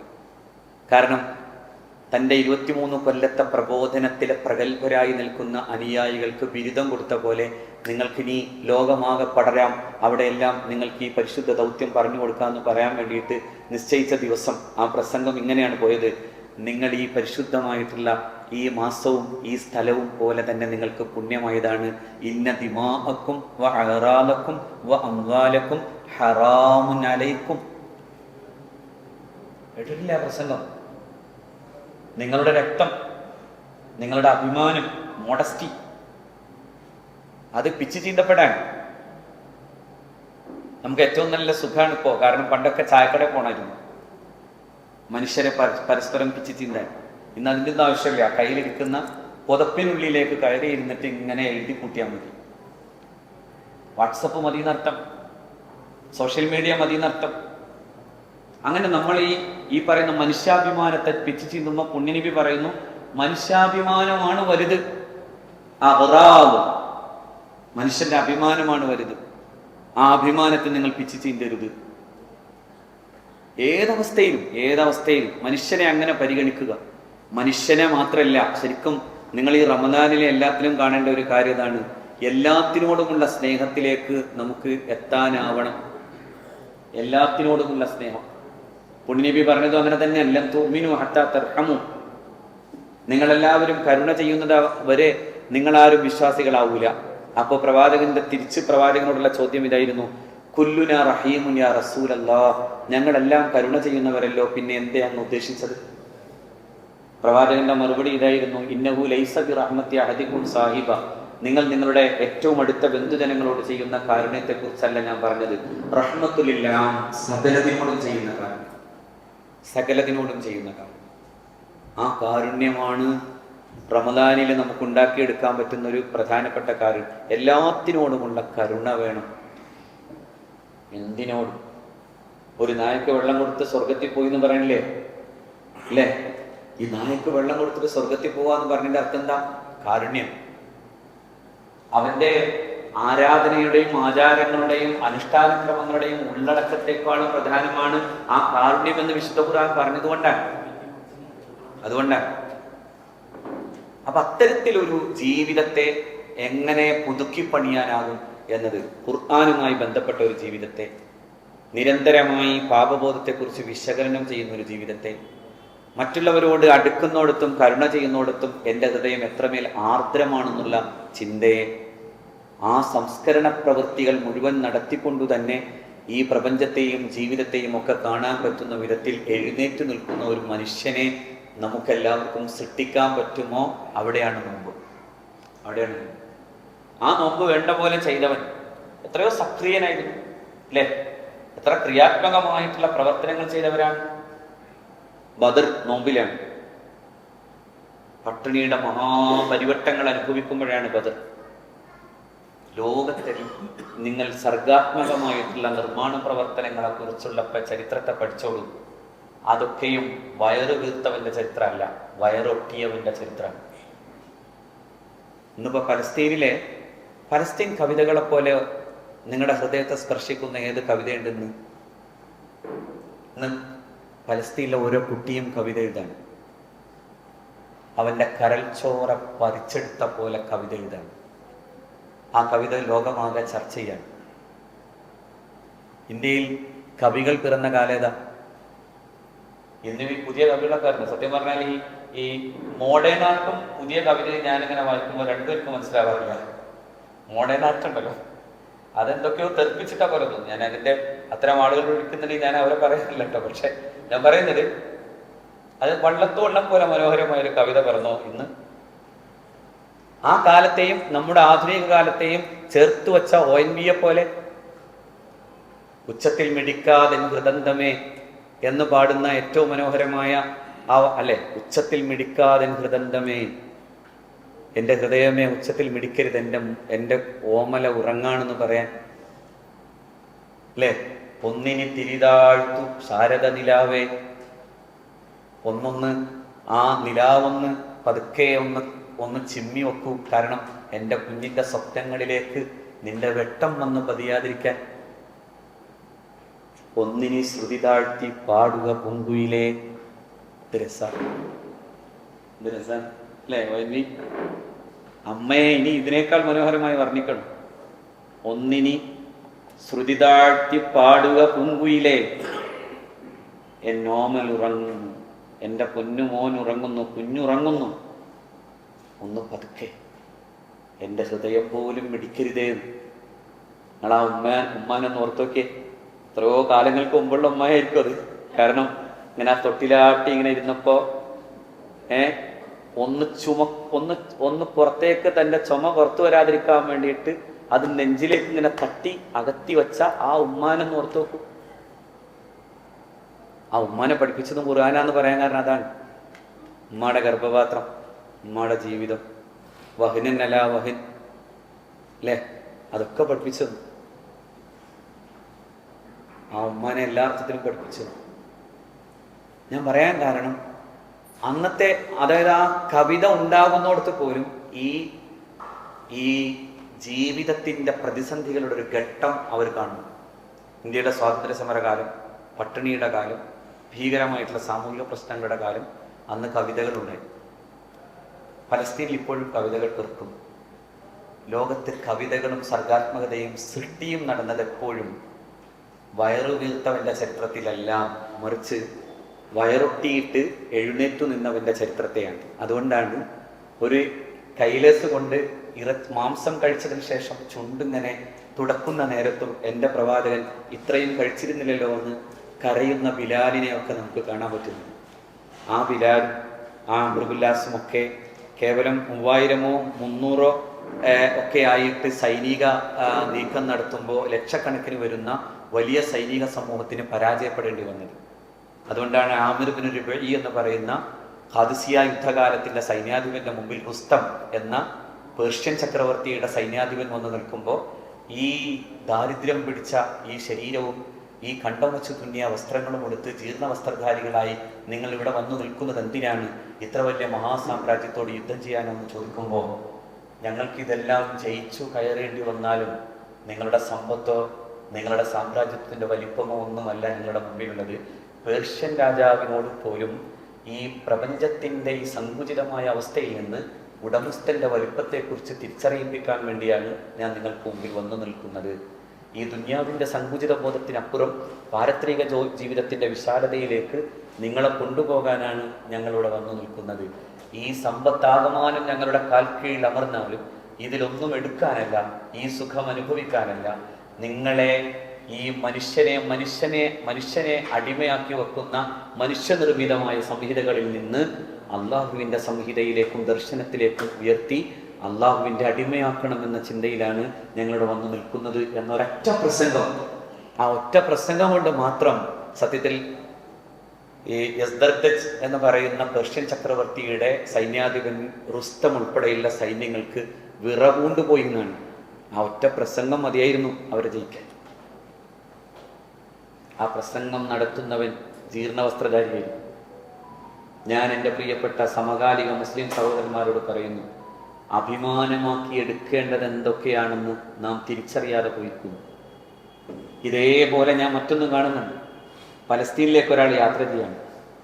പലസ്തീനിലേക്ക് പോകുന്നയാളുടെ പ്രത്യേകത, അയാളുടെ മാർച്ച് കണ്ടിട്ട് ഗാന്ധിജി പറയുന്നുണ്ട്, ഞാൻ ആ മാർച്ച് ഇങ്ങനെ നോക്കുന്നു ഇൻ മൈ മെൻ്റൽ ഐ. ചരിത്രത്തിൻ്റെ എൻ്റെ ഹൃദയ കണ്ണാടിയിലൂടെ ഞാൻ ആ മാർച്ച് ഇങ്ങനെ കണ്ടു. ആ മാർച്ച് എന്തെന്നറിയോ? ഒരു ഒട്ടകത്തിൻ്റെ പുറത്ത് കൃത്യനെ കയറ്റിയിരുത്തി ആ ഒട്ടകത്തിൻ്റെ മൂക്ക് കയറി പിടിച്ച് 2 മഹാസാമ്രാജ്യങ്ങളെ മുഴുവനും വിറപ്പിച്ച മനുഷ്യൻ അങ്ങ് മദീനയിൽ നിന്നിങ്ങനെ പലസ്തീനിലെ ലക്ഷ്യം വെച്ച് ഇങ്ങനെ നടന്നു വരാണ്. ആ കാഴ്ച കണ്ടപ്പോൾ അദ്ദേഹത്തിൻ്റെ ഗവർണർ കൂടിയായിരുന്ന പിന്നെ മഹാനായ സ്വഹാബി ആമിർ ബിൻ ജറാഹ് റളിയല്ലാഹു അൻഹു, അബൂബൈദ എന്നാണ് അദ്ദേഹത്തെ വിളിക്കാറുള്ളത്. ആ അബൂബൈദ ചോദിച്ചു, അമീറുൽ മോമിനീൻ, ആരുടെ അടുക്കലേക്കാണ് നിങ്ങൾ പോകുന്നതെന്നറിയോ? സാമന്ത രാജാക്കന്മാരും ക്രൈസ്തവ പാതിരിമാരും അവരുടെ ആഡംബര വസ്ത്രങ്ങളും ഉടയാടകളും ഉടുത്തു നിൽക്കുന്നിടത്തേക്ക് 38 ചെറിയ ചെറിയ വസ്ത്രങ്ങൾ വെച്ച് തുന്നിയ ഒരു കോട്ട് ഇട്ടിട്ട് വരുന്ന അങ്ങയെ എങ്ങനെ അവർ കാണുമെന്ന് അങ്ങ് മനസ്സിലാക്കുന്നുണ്ടോ എന്ന് ചോദിച്ചപ്പോഴാണ് ഉമർ ബിൻ ഖത്താബ് തിരിച്ചു ചോദിച്ചത്, അല്ല അബൂബൈദ, താങ്കളെക്കുറിച്ച് പ്രവാചകൻ തിരുമേനി സല്ലല്ലാഹു അലൈഹി വസല്ലം അമീനു ഹാദിഹിൽ ഉമ്മ എന്ന് പറഞ്ഞിട്ടുണ്ട്, അഥവാ ഈ ഉമ്മത്തിൻ്റെ അമീൻ എന്ന് വിളിച്ചിട്ടുണ്ട്. പക്ഷെ ഞാൻ ഒറ്റ കാര്യം പറയാം, ഞാനും നിങ്ങളും ഒന്നും മനുഷ്യരല്ലാതിരുന്ന കാലത്ത് നിന്ന് ഈ സംസ്കാരത്തെ നമുക്ക് പഠിപ്പിച്ചു തന്നത് ഇസ്ലാമാണ്. ഈ ഇസ്ലാമിനേക്കാൾ വലിയ അഭിമാനത്തെ നമുക്ക് മറ്റേതെങ്കിലും വിധത്തിൽ കാണേണ്ടി വരുമെങ്കിൽ അള്ളാഹു നമ്മളെ തളർത്തിക്കളയുമെന്നേ എനിക്ക് പറയാനുള്ളൂ എന്ന് സയ്യിദ്ന ഫാറൂഖ് റളിയല്ലാഹു തആല. അതായിരുന്നു മഹ്മാനത്തുൽ ഇസ്സത ബിഗൈറിൽ ഇസ്ലാമി അദല്ലനല്ലാഹ്. അള്ളാഹു എങ്ങാനും, അതായത് ഇസ്സത്ത്, അതായത് പ്രതാപം, ഇസ്ലാമല്ലാത്ത പ്രതാപങ്ങളിലേക്ക് പോകാനാണ് നിങ്ങൾ തയ്യാറെങ്കിൽ അള്ളാഹു നമ്മളെ അതല്ലനല്ലാഹ് കീഴ്പ്പെടുത്തി കളയുന്നില്ല. ആരാത് പറഞ്ഞയാൾ? Syedna Farooq Umar bin Khattab റളിയല്ലാഹു അൻഹു. നിങ്ങൾ ആലോചിച്ച് നോക്കൂ, ഫാറൂഖ് റളിയല്ലാഹു തആല അൻഹു അങ്ങനെ പറയുന്നിടത്ത് അപ്പോഴും അത്ര വലിയ 2 മഹാസാമ്രാജ്യങ്ങളെ കീഴടക്കിയിട്ട് പോലും ലാളിത്യത്തിൻ്റെ ആ ഒരു ജീവിതം അവരങ്ങനെ കാണിച്ചു തരുന്നിടത്ത് നിന്നാണ് നമ്മളിന്ന് ആലോചിച്ചോളൂ, ഇത്ര വലിയ സമ്പന്ന രാജ്യങ്ങളായി ചുറ്റുവട്ടവും എല്ലാവരും കൂടി നിൽക്കുമ്പോൾ പോലും ഗസ എന്ന് പറയുന്ന ഒരു കുഞ്ഞു മുനമ്പിലെ കുഞ്ഞുങ്ങളുടെ ചോര പടരുന്നതിൻ്റെ മുമ്പിൽ ഒന്ന് വിരൽ നിൽക്കാൻ പോലും കഴിയാതെ പോയതിൻ്റെ പ്രധാന കാരണം എന്താ? നമ്മൾ ഇസ്ലാം എന്ന അഭിമാനത്തിൽ നിന്ന് മാറിപ്പോയി എന്നതാണ് കാരണം, അല്ലേ? ട്രംപിന് സ്വർണത്തിൻ്റെ വിമാനം പണിത് കൊടുക്കാൻ തയ്യാറാകുമ്പോഴും ഞാൻ ആരെയും കുറ്റപ്പെടുത്തല്ല, പക്ഷേ ആലോചിച്ച് നോക്കൂലേ, അതായത് സൗദി അറേബ്യയും അതുപോലെ തന്നെ UAE ഉൾപ്പെടുന്ന ഒട്ടേറെ മുസ്ലിം രാജ്യങ്ങൾ ഇങ്ങനെ ചുറ്റും വലയം ചെയ്ത് നിൽക്കുമ്പോൾ, ഈജിപ്ത് ഉൾപ്പെടെയുള്ള രാജ്യങ്ങളൊക്കെ വലയം ചെയ്ത് നിൽക്കുമ്പോൾ ആ ഒരു ചെറിയ മുനമ്പാണ് ഗസ, എ സ്മാൾ സ്ട്രിപ്പ്. ഇമാം ഷാഫിയൊക്കെ ജനിച്ച നാടാണ്. ആ കുഞ്ഞു മുനമ്പിലെ കുഞ്ഞുങ്ങൾ നിരന്തരം ആർത്തനാദം കൊണ്ട് കരയുമ്പോൾ ഒന്ന് സഹായിക്കുമോ എന്ന് ചോദിക്കുമ്പോൾ പോലും അത് ചെയ്യാതെ പോകാനുള്ള കാരണം എന്താ? ഇസ്ലാം, ഇസ്ലാം അല്ലാത്ത ഇസ്സത്തൊക്കെ നമ്മൾ പിന്നാലെ തെരഞ്ഞു നടന്നു. അവസാനം അള്ളാഹു നമ്മളെ നിസ്സാരന്മാരാക്കി കളഞ്ഞു. ആ നിസ്സാരതയിൽ നിന്ന് ജയിക്കാൻ നമുക്ക് സാധിക്കലാണ് ആവശ്യം. ആ നിസ്സാരത ജയിക്കാൻ ഏറ്റവും ആവശ്യമായി വരുന്നത് സത്യത്തിൽ നമുക്ക് ചെയ്യാൻ കഴിയുന്നൊരു കാര്യം ഈ തിരിഞ്ഞു നടക്കലാണ്. അള്ളാഹുവിലേക്കും അവൻ്റെ റസൂലിലേക്കും പരിശുദ്ധ ഖുർആനിലേക്കും ഈ ആത്മീയമായിട്ടുള്ള ഉത്കൃഷ്ടതയിലേക്കും തിരിച്ചു നടക്കാൻ നമുക്ക് സാധിക്കും. അതിനാണ് നോമ്പിനെ നമ്മൾ പരിശീലിക്കുന്നത്. ആ നോമ്പ് ആത്മസംയമനമായി നമുക്ക് കിട്ടണം. ഇപ്പോൾ ഉപവാസം എന്നൊക്കെ പറഞ്ഞാൽ സംസ്കൃതത്തിൽ അതിൻ്റെ അർത്ഥം നേരെ അടുത്ത് ചെന്ന് നിൽക്കുക എന്നാണ്. ദൈവത്തിൻ്റെ അടുത്ത് ചെന്ന് നിൽക്കുക. ആ ദൈവത്തിൻ്റെ അടുത്ത് ചെന്ന് നിൽക്കാൻ പറ്റുന്നതാണ് ശരിക്കും നോമ്പ്. ആ നോമ്പിലൂടെ നമ്മെ പുതുക്കി പണിയാൻ, നമ്മുടെ ജീവിതത്തെ മാറ്റി പണിയാൻ നമുക്ക് സാധിക്കുന്ന വിധത്തിലേക്ക് നോമ്പിനെ കാണാൻ അള്ളാഹു തൗഫീഖ് ചെയ്യട്ടെ. ഞാൻ അവസാനിപ്പിക്കുകയാണ്. അൽഹംദുലില്ലാഹി റബ്ബിൽ ആലമീൻ. അസ്സലാമു അലൈക്കും വറഹ്മത്തുള്ളാഹി.